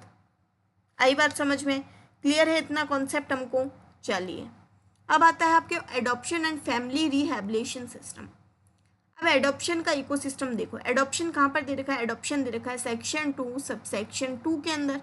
एडॉप्शन रेगुलेशन कहाँ पर दे रखा है, सेक्शन 2 सबसेक्शन 3 के अंदर। अच्छा, अब आती है ऑथराइज्ड फॉरेन एडॉप्शन एजेंसी, कहाँ पर दे रखी है, सेक्शन 2 सबसेक्शन 6 के अंदर। फिर आपकी आती है अथॉरिटी, ये दे रखी है सेक्शन 2 सबसेक्शन 7 के अंदर। इसमें क्या है, ये सेंट्रल एडॉप्शन अथॉरिटी है ना, ये आपके कारा है, ये इंडिया में मेनली ये रेगुलेट करती है जितने भी फंक्शंस वगैरह होते हैं। और जो ऑथराइज फॉरेन एडॉप्शन एजेंसी है ना, ये जो फॉरेन एडॉप्शंस होते हैं ना उसमें हेल्प करती है हमारी। फिर आता है आपके सेंट्रल अथॉरिटी, कहाँ पर दे रखी है, सेक्शन 2 सबसेक्शन 11 में। फिर आता है आपके inter country adoption, inter country मतलब इंटरनेशनल लेवल का एडॉप्शन हो रहा है, यानी सेक्शन 2 सबसेक्शन 34 में। फिर आता है आपके no objection certificate, section 2 subsection 37। तो ये कौन देगा कौन नहीं देगा ये आपको पता होना चाहिए इसके अंदर। फिर आता है आपके सेक्शन 2 सबसेक्शन 38, क्या बात करते हैं, नॉन रेजिडेंट इंडियन, NRI। फिर आता है आपके सेक्शन 2 सबसेक्शन 43, ये बात करते हैं ओवरसीज सिटीजन ऑफ इंडिया। फिर आता है आपके सेक्शन 2 सबसेक्शन 44, ये बात करते हैं पर्सन ऑफ इंडियन ओरिजिन, ऐसे जो व्यक्ति है जो कि भारतीय मूल के हैं। फिर आता है सेक्शन 2 सबसेक्शन 49, ये बात करता है प्रोस्पेक्टिव अडॉप्टिव पेरेंट्स, यानी ऐसे पेरेंट्स जो कि भविष्य में एडॉप्शन करेंगे, है ना। फिर आता है सेक्शन 2 सबसेक्शन 52, ये बात करता है रिलेटिव की, रिलेटिव कौन होगा। फिर बात आती है स्टेट एजेंसी की, ये कहाँ पर दे रखा है, सेक्शन 2 सबसेक्शन 53 में। फिर आता है आपकी स्पेशलाइज्ड एडॉप्शन एजेंसी, ये कहाँ पर दे रखी है, सेक्शन 2 सबसेक्शन 57 में। फिर आता है आपका फैमिली एंड गार्जियनशिप, ये देखा रखा है सेक्शन 2 सबसेक्शन 31 में। गार्जियन कौन होगा, व्यक्ति का गार्जियन कौन होगा, ये पता होना चाहिए ना हमको। फिर आता है चाइल्ड को जस्टिस दिलाने के लिए और उसका प्रोटेक्शन करने के लिए अथॉरिटीज़ कौन कौन सी है। अब देखो अथॉरिटीज़ साथ में पढ़ ली ना आपने, आपका मैक्सिमम डाउट है ना वो क्लियर हो जाएगा। जैसे section 2 subsection 10 talks about JJB, board क्या होता है, वही जो अंडर सेक्शन 4 डिफाइंड है आपको, ठीक है। इसका कॉन्स्टिट्यूशन वगैरह सब पता होना चाहिए आपको। फिर आता है आपका चिल्ड्रंस कोर्ट कहाँ पर देखा है, सेक्शन 2 सबसेक्शन 20 में, ठीक है। कमिटी कहाँ पर दे रखी है, सेक्शन 2 सबसेक्शन 22 में, CWC चाइल्ड वेलफेयर कमिटी। फिर कोर्ट कहाँ पर दे रखा है, सेक्शन 2 सबसेक्शन 23। अब और कोर्ट कहाँ पर दे रखा है, हमने कहा BSA में दे रखा है। अच्छा, और कोर्ट कहाँ पर दे रखा है, हमने कहा BNS में दे रखा है। ध्यान रखो जहाँ जहाँ कोर्ट की डेफिनेशन है ना याद रख लो, लिख लिया करो। अच्छा, फलाने एक्ट में कोर्ट यहाँ पर दे रखा है, यहाँ पर ये दे रखा है, फ़र्क क्या है वो चीज़ ध्यान रख लो। फिर आता है आपके DM साहब, सेक्शन 2 सबसेक्शन 26A, ये अमेंडमेंट के बाद में आए, आपके अमेंडमेंट एक्ट से आए हैं। फिर आता है आपके चाइल्ड प्रोटेक्शन मशीनरी, उसमें आते हैं पहले तो चाइल्ड वेलफेयर ऑफिसर, कहाँ पर दे रखा है, CWO आपके दे रखा है सेक्शन 2 सबसेक्शन 17 में। फिर आता है चाइल्ड वेलफेयर पुलिस ऑफिसर, ये कहाँ पर दे रखा है, सेक्शन 2 सबसेक्शन 18 में। फिर आता है आपके DCPU, district child protection unit, ये दे रखा है सेक्शन 2 सबसेक्शन 26 में। फिर आता है आपके प्रोबेशन ऑफिसर, कहाँ पर दे रखा है, सेक्शन 2 सबसेक्शन 48 में। अच्छा, और कहाँ पर है प्रोबेशन ऑफिसर, अभी अभी पढ़ के आए हो, probation of offender act. Under section 13 जो प्रोबेशन ऑफिसर बता रखा है वही प्रोबेशन ऑफिसर। फिर आता है आपके सेक्शन 2 सब सेक्शन 55, क्या दे रखा है, स्पेशल जुवेनाइल पुलिस यूनिट दे रखा है ना, स्पेशल जुवेनाइल पुलिस यूनिट। ध्यान रखेंगे गाइज ये चीज़ें, मैं सिर्फ आपको ये चीज़ें बोल के नहीं सुना रही हूँ। अगर मुझे सिर्फ ये चार्ट्स ही देने होते ना आपको, मैं टेलीग्राम ग्रुप में डाल देती, आप डाउनलोड कर लेते। But the goal is to understand things, कि कैसे हम लोग पढ़ सकते हैं। एक बार कोई भी चीज़ पढ़ना सीख लो, कोई भी एक लॉ बहुत अच्छे से आप पढ़ लो, उसी की तर्ज पे मैक्सिमम लॉज आप पढ़ सकते हो। बस हाँ, कहीं कहीं जैसे प्रोसीजरल लॉ होते हैं तो वो थोड़े टिपिकल होते हैं। जैसे अगर मैं पर्टिकुलर बात करूँ सीपीसी की, तो वो थोड़ा कम समझ में आता है, आई एग्री। पर उसका भी तरीका यही है कि जो चीज़ जहाँ रेलेवेंट है उसको उसके साथ में पढ़ा जाए। फिर आता है आपकी child care rehabilitation and shelter system. अब बच्चा रह कहाँ रहा है, अब हम इतने परेशान कि भाई हमको समझ में ही नहीं आ रहा सीसीएल को कहाँ भेजूँ, सीएनसीपी को कहाँ भेजूँ, कुछ समझ में नहीं आ रहा, इतनी सारी चीज़ें है ना। अब हमको ये नहीं समझ में आ रहा कौन सी चीज़ किसके लिए। एक बात देखो, यहाँ पर जो भी इंस्टीट्यूशंस है ना वो ये हैं, जैसे चिल्ड्रन होम, चिल्ड्रन होम कहाँ पर दे रखा है, सेक्शन 2 सब सेक्शन 19 में। चाइल्ड केयर इंस्टीट्यूट कहाँ दे रखा है, सेक्शन 2 सब सेक्शन 21 में। ऑब्जर्वेशन होम कहाँ पर दे रखा है, हमने कहा सेक्शन 2 सब सेक्शन 40 में। ओपन शेल्टर कहाँ पर दे रखा है, सेक्शन 2 सब सेक्शन 41 में।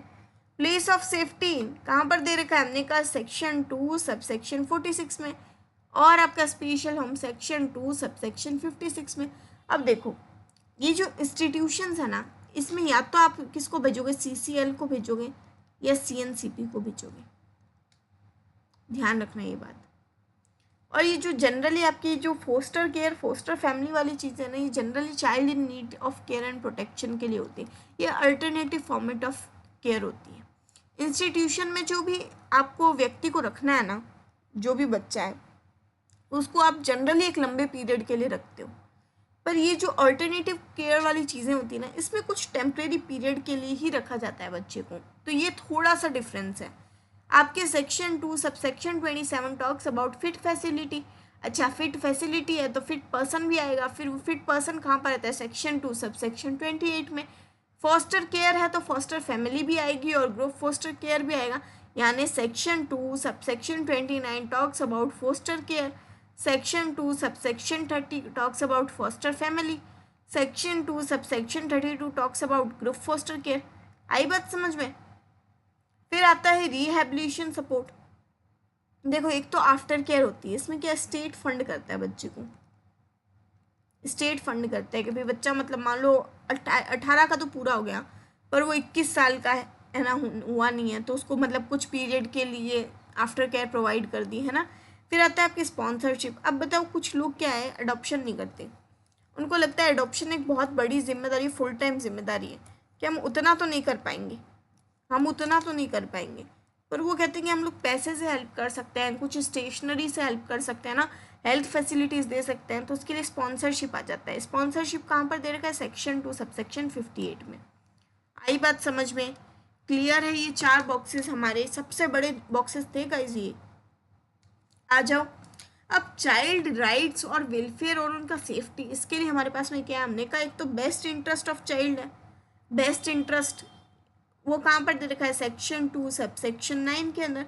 फिर आता है चाइल्ड फ्रेंडली, किसको बोलेंगे, वो दे रखा है सेक्शन 2 सब सेक्शन 15 में। फिर आता है child line services, emergency service होती है, कहाँ पर दे रखा है, सेक्शन 2 सब सेक्शन 25 में। आई बात समझ में। अब ऑफेंस क्या होंगे, अब्यूज और वल्नरेबिलिटी कैसे डिफाइन करोगे आप, वो चीज़ें। अब देखो बैगिंग कहाँ पर दे रखा है, सेक्शन 2 सब सेक्शन 8। बैगिंग में भी 2 चीज़ें हैं, इसके अंदर 2 आगे बाइफर्केशन है तो वो देख लेना आप। फिर आता है आपकी कॉर्पोरल पनिशमेंट। कॉर्पोरल पनिशमेंट मतलब फिजिकल पेन इन्फ्लिक्ट कर रहे हो आप उस बच्चे की बॉडी में, as to introduce discipline to him, है ना, उसको सही राह पर लाने के लिए, section 2 sub section 24। Heinous offence, section 2 sub section 33।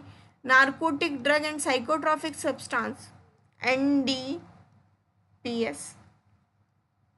वही है जो कि NDPS एक्ट में बता रखा है, वही डेफिनेशन है, section 2 sub section 36। Petty offences और serious offences, section 2 sub section 45, section 2 sub section 54। तो देखो आप इसको हीनियस ऑफेंस को, पेटी ऑफेंस को और सीरियस ऑफेंस को, इनको साथ में पढ़ सकते हो, ठीक है।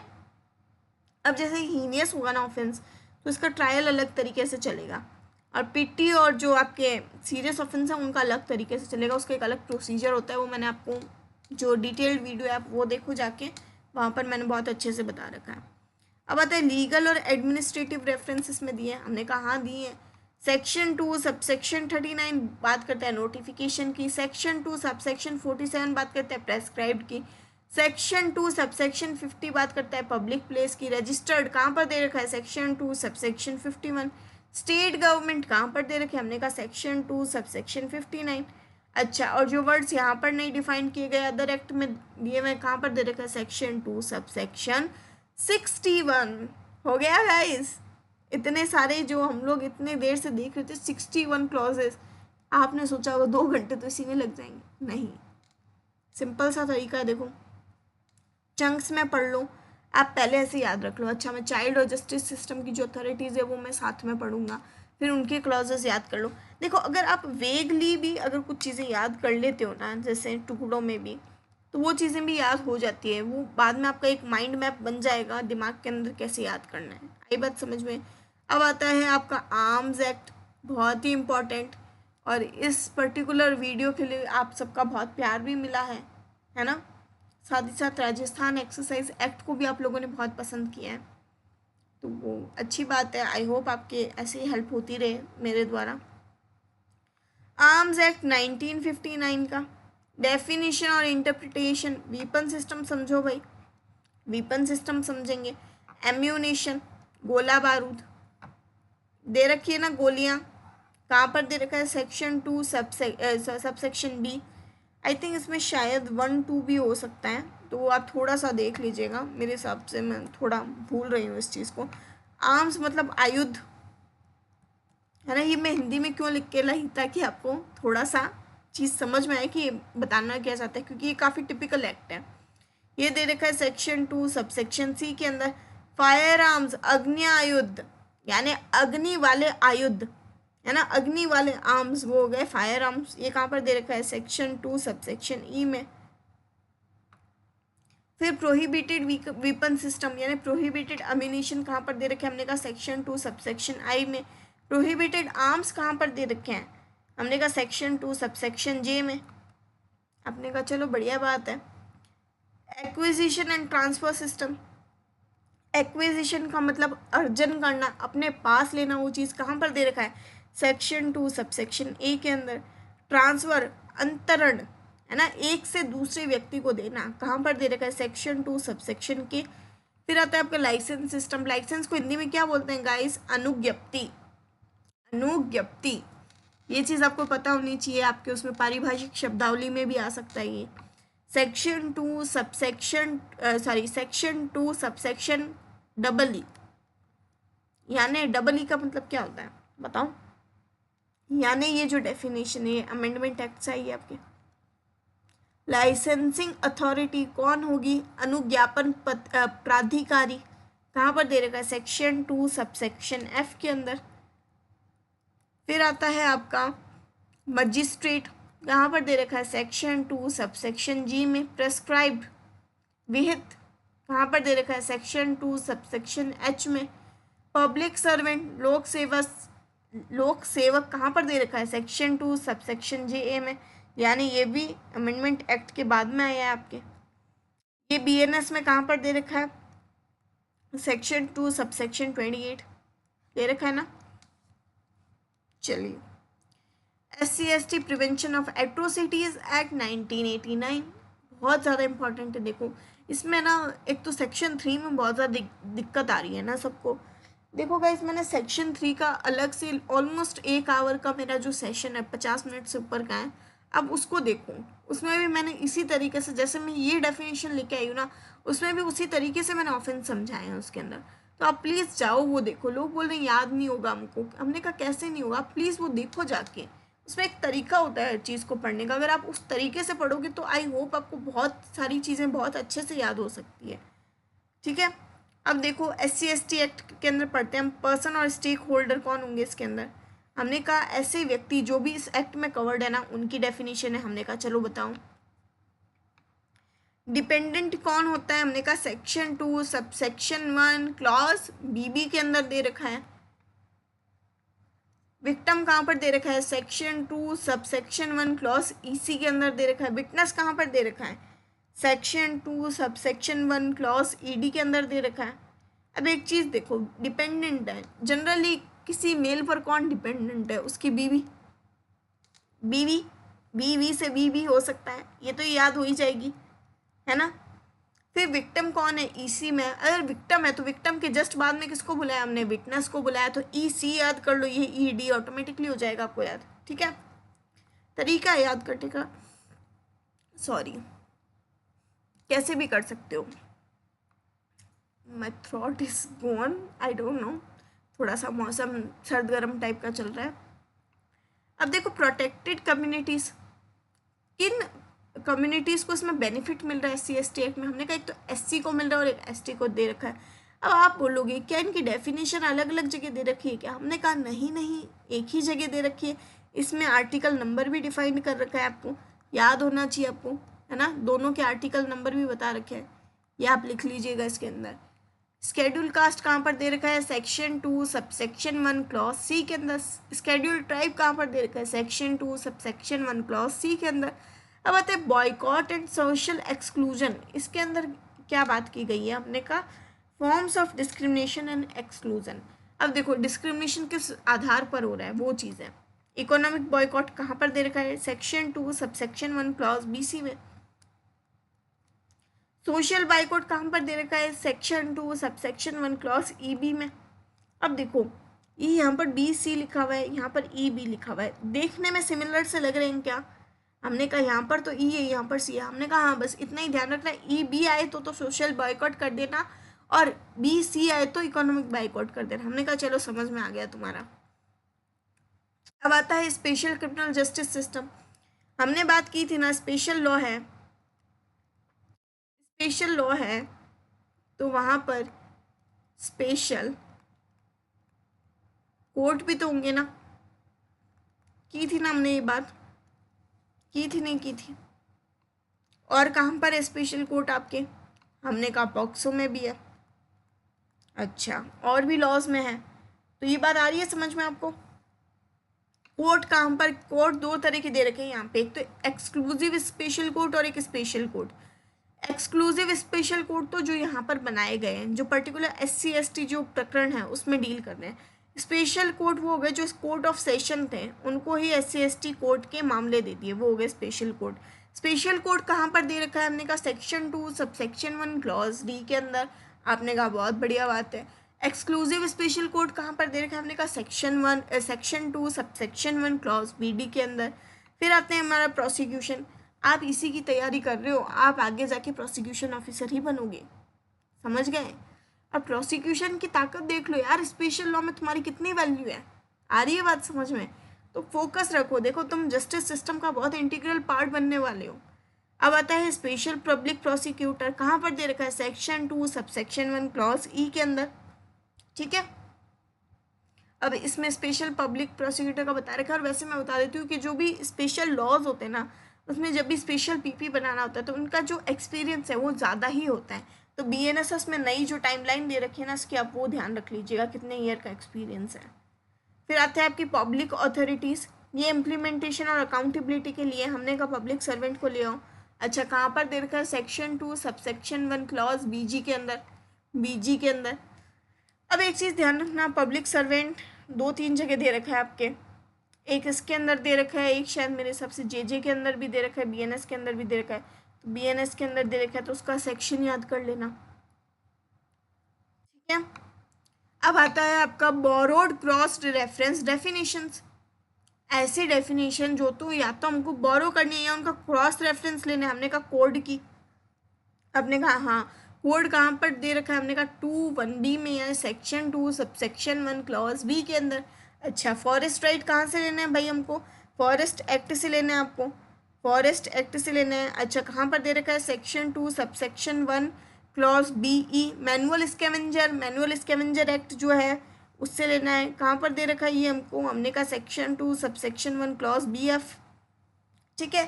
फिर कुछ स्पेसिफिक लीगल टर्म्स है जो इसके अंदर एक्ट के अंदर यूज हुई है, यानी atrocity, atrocity section 2 subsection section 2 subsection 1 clause B, schedule section 2 subsection 1 clause EA।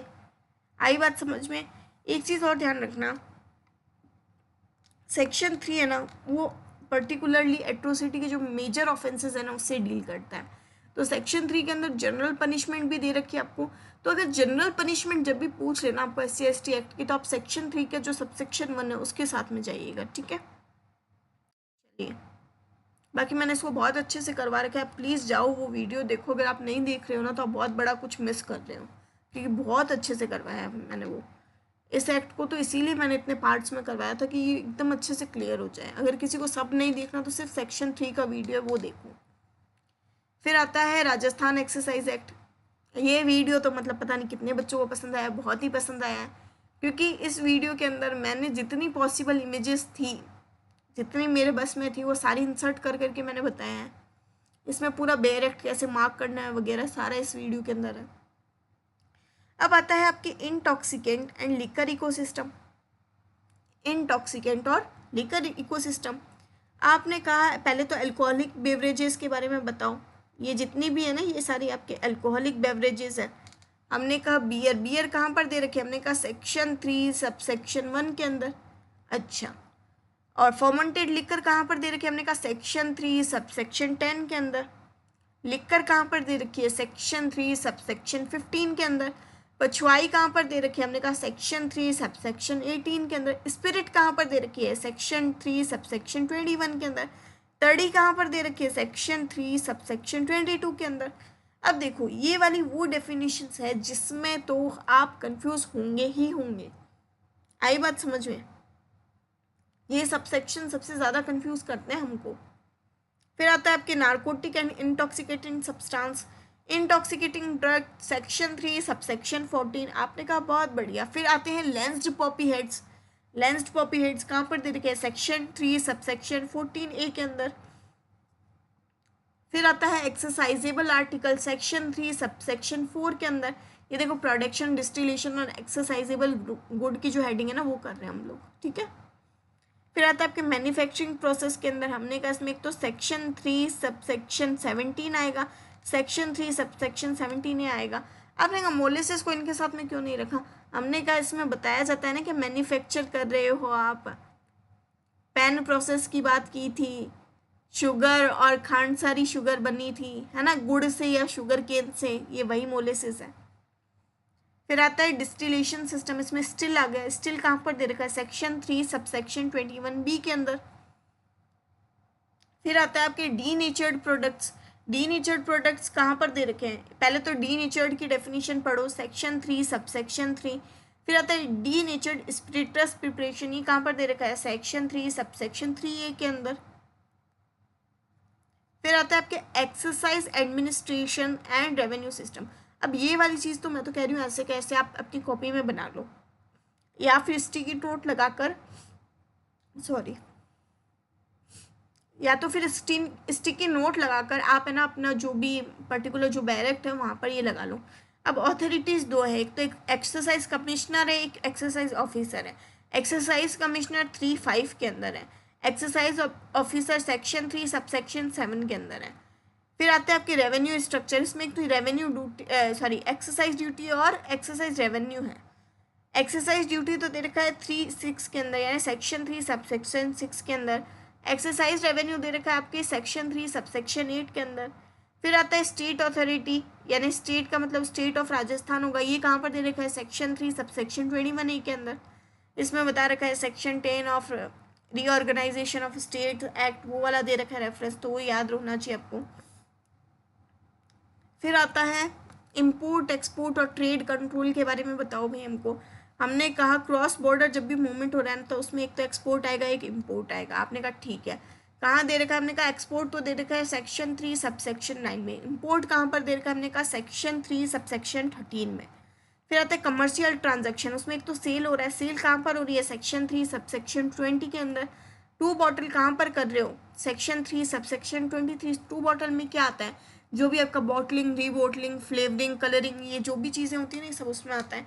फिर इंटरनल मूवमेंट, यानी अगर वहीं वहीं पे घूम रही है, वहीं वहीं पे घूम रही है आपकी गाड़ी, वहाँ पर ही मतलब पर्टिकुलर उस टेरिटरी में अगर आप कर रहे हो जो भेजना है अपना माल, तो उसको ट्रांसपोर्ट बोल दिया। ये कहाँ पर दे रखा है, सेक्शन 3 सबसेक्शन 25। फिर प्लेसेस और इक्विपमेंट्स और ये जो मेजर्स है वो, अब इक्विपमेंट क्या है आपके, स्टिल है सेक्शन 3 सबसेक्शन 21B। फिर मेज़रमेंट की एक ही यूनिट है तोला, इसमें 11.638 ग्राम्स ये तोला होता है। सेक्शन 3 सबसेक्शन 24 में दे रखा है। प्लेस कहाँ पर दे रखा है, सेक्शन 3 सबसेक्शन 19। फिर आता है आपके टेरिटोरियल एरियाज, जो भी हो गए जियोग्राफिकल डेफिनेशन, इसमें आता है एक तो आपके आबू एरिया, आबू एरिया इसमें बनासकांठा डिस्ट्रिक्ट है, स्टेट ऑफ बॉम्बे है ना, ये टर्म्स यूज हुई है। फिर एक डेट दे रखी है आपको, उससे पहले वहाँ पर जैसा था वो याद होनी चाहिए। तीन चीज़ें आपको, ये सेक्शन 3 सबसेक्शन 2 के अंदर दे रखा है। फिर आपके हेरिटेज लिखकर की बात की गई। एक चीज़ ध्यान रखना, हेरिटेज लिखकर है ना, कुछ तो बैरेक्ट में हेरिटेज लिखकर दिखेगा आपको, कुछ बैरेक्ट्स में नहीं है। तो एक बार मान के चलो, पहले इसमें प्रीवियस ईयर में क्वेश्चन आ रखा है, तो कुछ में ये है टर्म, कुछ में नहीं है। तो अब इसका मैं बता नहीं सकती कि कौन सी वाली में है कौन सी में नहीं, पर कुछ पब्लिकेशन में ये नहीं बता रखा। तो ये वैसे डिफाइन कहाँ पर कर रखा है, सेक्शन 3 सबसेक्शन 4 और क्लॉज आपका जो 6 है उसमें, ठीक है। और दो डेफिनेशंस आपकी ओमिट हो चुकी है, वो है सेक्शन 3 सबसेक्शन 11 और सेक्शन 3 सबसेक्शन 12। तो ये आपका एक बार देख लो, एक्सरसाइज एक्ट। ये आपका favourite Rajasthan public examination, measure for prevention of unfair means in recruitment, ये आपका इम्पॉर्टेंट है। देखो बताती हूँ मैं आपको, रिक्रूटमेंट एक्ट कौन सा, 2022 वाला। अब इसमें देखो, इसके अंदर जो डेफिनेशन है ना, आप इनको कंपैरिजन में पढ़ोगे किसके, 1992 का जो एक्ट है उसके। आई बात समझ में, पहले तो ये वाली पढ़ते हैं। अब एग्जामिनेशन का हमने बनाया इकोसिस्टम, एग्जाम हो कैसे रहा है, हमने कहा उसमें एग्जामिनेशन अथॉरिटी होती है, हमने कहा ये तो बात सही है आपकी। कहाँ पर होती है एग्जामिनेशन अथॉरिटी, गिवन, हमने कहा सेक्शन 2 सबसेक्शन B में, हमने कहा चलो बढ़िया बात है ये तो बहुत। फिर आता है एग्जामिनेशन सेंटर। अब एग्जामिनेशन अथॉरिटी है, एग्जामिनेशन सेंटर नहीं होगा तो एग्जाम होगा कहाँ पर, हमने कहा वो दे रखा है सेक्शन 2 सबसेक्शन C में। फिर आता है एग्जामिनी, परीक्षार्थी। अच्छा एक बात बताओ, स्टूडेंट ही नहीं होंगे, एग्जामिनी नहीं होंगे तो पेपर देने जाएगा कौन, कहाँ पर दे रखा है, सेक्शन 2 सबसेक्शन D के अंदर। फिर आता है आपके पब्लिक एग्जामिनेशन, ये देने क्या जा रहा है एग्जामिनी, हमने कहा पब्लिक एग्जामिनेशन देने जा रहा है। अच्छा वो कहाँ पर दे रखा है, सेक्शन 2 सबसेक्शन E के अंदर। अब आता है कि कंडक्ट ऑफ पब्लिक एग्जामिनेशन क्या होगा, ये कहाँ पर दे रखा है, सेक्शन 2 सबसेक्शन A के अंदर। अब देखो ये जो अनफेयर मीन्स की डेफिनेशन है, अब मैं आप इसको पता नहीं कैसे समझाऊं, बट ये जितनी इम्पॉर्टेंट है डेफिनेशन आपके लिए और कुछ इम्पॉर्टेंट नहीं है। ये PYQ है, ये आपका ये PYQ है, बहुत बार पूछा गया है, लिटरली मैं कह रही हूँ बहुत बार पूछा गया है, इग्नोर मत करना इसको, बहुत अच्छे से याद करके जाओ इसको। अब देखो एग्जामिनी रिलेटेड जो भी PYQ में अगर पूछ लिया जाए तो आपको ये बात ध्यान रखना है कि वो किससे रिलेटेड अनफेयर मीन्स पूछ रहा है। अगर एग्जामिनी से रिलेटेड पूछ रहा है तो वो कहाँ पर डिफाइंड है, सेक्शन 2 सबसेक्शन F क्लॉज 1 में, ठीक है। और अनफेयर मीन्स पूछ ले तो वो कहाँ पर डिफाइंड है, सेक्शन 2 सबसेक्शन F के अंदर। फिर अगर आपको पूछ ले कि तो आपका एनी पर्सन रिलेटेड है ना, अब इस एनी पर्सन में कौन कौन आएगा, ये एक्सप्लेनेशन में दे रखा है कि एग्जामिनी भी हो सकता है इसके अंदर, है ना। अब इसके अंदर देखो सेक्शन 2 सबसेक्शन F क्लॉज आपका सेकंड है, ठीक है। अब इसमें फर्स्ट वाला जो क्लॉज है ना आपका, सब क्लॉज है, वो क्या बात करता है, इम्पर्सोनेशन और लीक की बात करता है। सेकंड वाला सब क्लॉज किसकी बात करता है, प्रोक्योर प्रोसेस किसकी बात करता है, क्वेश्चन पेपर की बात करता है। फिर आपका जो थर्ड वाला सब क्लॉज है ना, वो सॉल्व और सीक असिस्टेंट्स की बात कर रहा है। और जो फोर्थ वाला है वो बात करता है असिस्ट एग्जामिनी। अब इसमें तो क्या हो गया, अब इस चीज़ को समझो, इसमें तो क्या है, जो आपका एग्जामिनी है ना वो मदद मांग रहा है, ठीक है। इसमें आप मदद कर रहे हो उसकी, आप मदद इन द सेंस वो व्यक्ति मदद कर रहा है उसकी, अब एक चीज़ देखो, इसको पढ़ेंगे कैसे। अब मेरे को ये एक ही गो में पूरी पढ़नी है। डेफिनेशन कैसे याद करूँगी, मैं रिवाइज करूँगी, तब आंखें बंद करूँ और मेरे साथ में बोलूँ। अच्छा, अनफेयर मीन्स कहाँ पर दे रखा है हमने कहा सेक्शन 2 और सबसेक्शन एफ में। अच्छा, कौन सा एक्ट के हमने कहा राजस्थान पब्लिक एग्जामिनेशन एक्ट, कौन सा 2022 वाले की बात कर रहे हैं अभी हम। फिर आप बात करोगे कि एनी पर्सन से रिलेटेड अगर कोई डेफिनेशन पूछ ले तो वो कहाँ पर दे रखी है हमने कहा section 2 subsection F clause second के अंदर। अच्छा, एग्जामिनी से रिलेटेड अनफेयर मीन्स कहाँ पर बता रखा है हमने कहा section 2 subsection F clause first के अंदर। अच्छा, अब एग्जामिनी और ये सब चीज़ें तो हो गई। अब एनी पर्सन के अंदर कोई और व्यक्ति भी आता है कि हमने कहा हाँ आता है। एनी पर्सन के अंदर कोई एग्जामिनी भी आ सकता है। कहाँ पर डिफाइंड है हमने कहा एक्सप्लेनेशन में डिफाइंड है। एक्सप्लेनेशन किससे अटैच्ड है section 2 subsection F clause second से। अब इस क्लॉज सेकंड के अंदर भी और बाइफर्केशन है क्या, हम कहते हैं हाँ है। हमने कहा जब इम्पर्सोनेशन और लीक की बात हो रही है तब वो डिफाइंड है सेक्शन 2 सबसेक्शन 2 और साथ ही sorry section 2 subsection F clause second और सब क्लॉज 1 में। प्रोक्योर पजेस क्वेश्चन पेपर ये कहाँ पर डिफाइंड है हमने कहा section 2 subsection F clause second sub clause second के अंदर। फिर हम बात करते हैं सॉल्व और सीक असिस्टेंस, ये कहाँ पर डिफाइंड है हमने कहा सेक्शन 2 सबसेक्शन एफ क्लॉज आपका सेकेंड सब क्लॉज थर्ड। फिर असिस्ट एग्जामिन ये चीज़ कहाँ पर बता रखी है हमने कहा सेक्शन 2 सबसेक्शन सेकेंड और सब क्लॉज आपका फोर्थ। आ गई बात समझ में, ये तरीका है इसको पढ़ने का। अब इंटरप्रिटेशन क्लॉज है ये 2G के अंदर दे रखा है, ये बात ध्यान रख लेना, बस इतना ही है। आ गई बात समझ में, क्लियर है, बहुत सिंपल सा था ना, कोई बड़ी चीज़ नहीं है ना। इसमें सिर्फ एक चीज़ याद रखनी है guys, unfair means very important. अब आपका लास्ट एक्ट आ गया है और इसी के साथ गाइस आपका ये जो वीडियो है आज का ख़त्म होने वाला है। हाँ, मैं आपको टिप्स दूंगी, डोंट वरी, जो भी लास्ट तक रहेगा उसको एक एक्स्ट्रा जो टिप है वो मिलेगी। अब आता है आपके Rajasthan public examination prevention of unfair means act 1992। अब इसमें एग्जामिनेशन सेंटर है कहाँ पर डिफाइंड है सेक्शन 2 सबसेक्शन ए के अंदर। पब्लिक एग्जामिनेशन कहाँ पर डिफाइंड है सेक्शन 2 सबसेक्शन बी के अंदर। अच्छा, अब आपके अनफेयर मीन्स कहाँ पर डिफाइंड है हमने कहा सबसेक्शन सेक्शन 2 सबसेक्शन सी के अंदर। अच्छा, 2022 वाले एक्ट में कहाँ पर डिफाइंड था ये हमने कहा सेक्शन 2 सबसेक्शन एफ के अंदर। क्यों लिखा है मैंने ये यहाँ पर, क्योंकि ये डिफिनीशन बहुत बार रिपीट हुई है। इसमें वर्ड एंड एक्सप्रेशन डिफाइंड जो यहाँ पर नहीं है आईपीसी में, तो वहाँ से मीनिंग लेना कहाँ पर डिफाइंड है सेक्शन 2 सबसेक्शन डी के अंदर। वहाँ पर 2022 वाले में कहाँ पर था हमने कहा उसमें था 2G के अंदर। ठीक है, अब इसमें एग्जामिनेशन सेंटर यहाँ पर दे रखा है और यहाँ पर कहाँ पर दे रखा है एग्जामिनेशन 2C के अंदर। 2C के अंदर दे रखा है ना, तो लिख लो यहाँ पे 2C ऑफ 2022। फिर आपकी पब्लिक एग्जामिनेशन यहाँ पे 2B में, यहाँ पर कहाँ पर दे रखा है 2E में।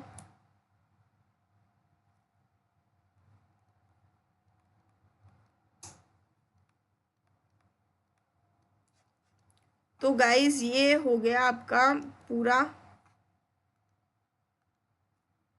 ये जो आपका एक्ट है, ये जो आपका एक्ट है उनकी जो भी डेफिनेशन है ये मेरी तरफ से पूरी हो गई है। अब देखो, अब जब आप पढ़ रहे हो उसको एग्ज़ाम पर्पस से तो क्या ध्यान रखना है, आप उठाओ PYQ।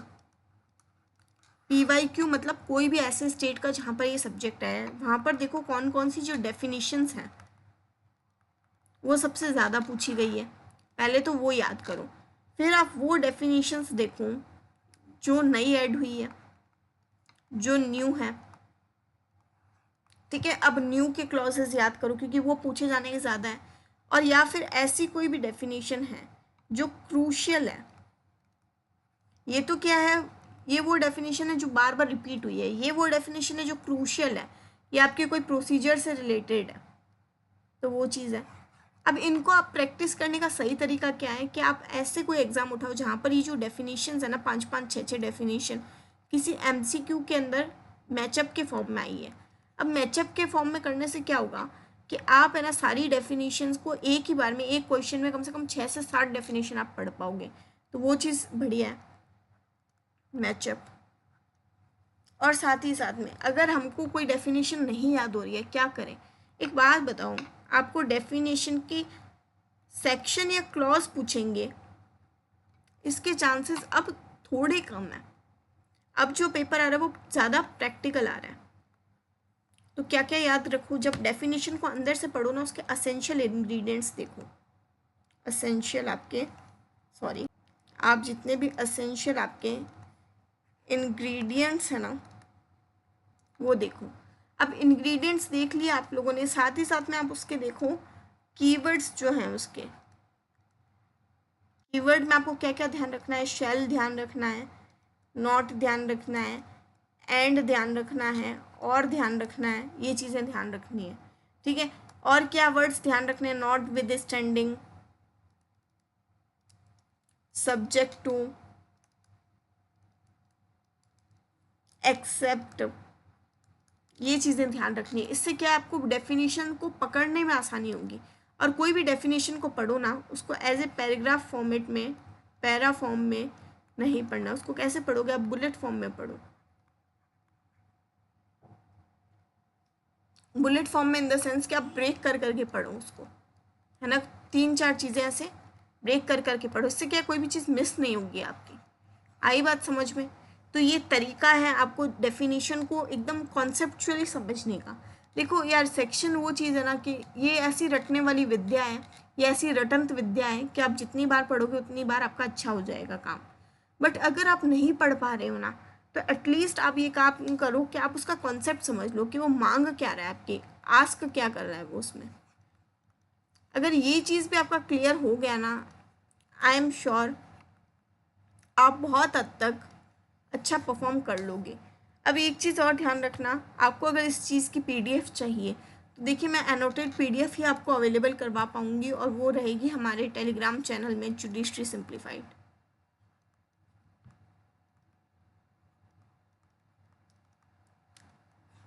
अब एनोटेड क्यों करवा रही हूँ, क्योंकि देखिए कहीं कहीं मिस्टेक्स भी होती है, तो फिर अगर मैं बिना एनोटेशन के प्रोवाइड कर दूँगी तो आप लोग कंफ्यूज भी हो सकते हैं, और मैं नहीं चाहती किसी का भी घाटा हो। अगर आपको लगता है कि नहीं मुझे इस चीज़ को डिटेल में समझना है, तो आप डिटेल में समझ लीजिए। मेरे चैनल पे जाइए आप, वहाँ पर APU प्रीलिम्स 2026 एक प्लेलिस्ट बनी हुई है, उसमें जितने भी माइनर एक्ट और साथ में एक केस पीडिया भी डाल रखा है मैंने, केस पीडिया भी आप देख लीजिएगा। मैंने BNS का करवा दिया आपके केस पीडिया। अगर मुझे टाइम मिला अभी मीनवाइल तो मैं BSA और BNSS का भी करवा दूंगी आपको। उसमें जितने भी आपके लैंडमार्क केसेस बन रहे हैं मैंने सारे इंक्लूड किए हैं। लगभग आप जितने 56 तरीके के कोचिंग मटेरियल पढ़ते हो ना, या 56 तरीके की बुक पढ़ते हो, वहाँ पर जो दे रखे हैं ना, और जो भी लेटेस्ट कवरेबल है वो सारे उसके अंदर कवर हैं। 1-1.5 घंटे का सेशन, और इसकी भी जो PDF है केस पीडिया की, वो मेरे टेलीग्राम चैनल पर है, फ्री ऑफ कॉस्ट अवेलेबल है। तो आप जाइए प्लीज़ डाउनलोड कर लीजिए। So thank you so much, we will meet you in the another session. Till then keep studying, keep revising and keep trusting on your yourself best दीजिए और आगे पढ़ते रहिए, बढ़ते रहिए। Thank you so much, will meet you in the another session.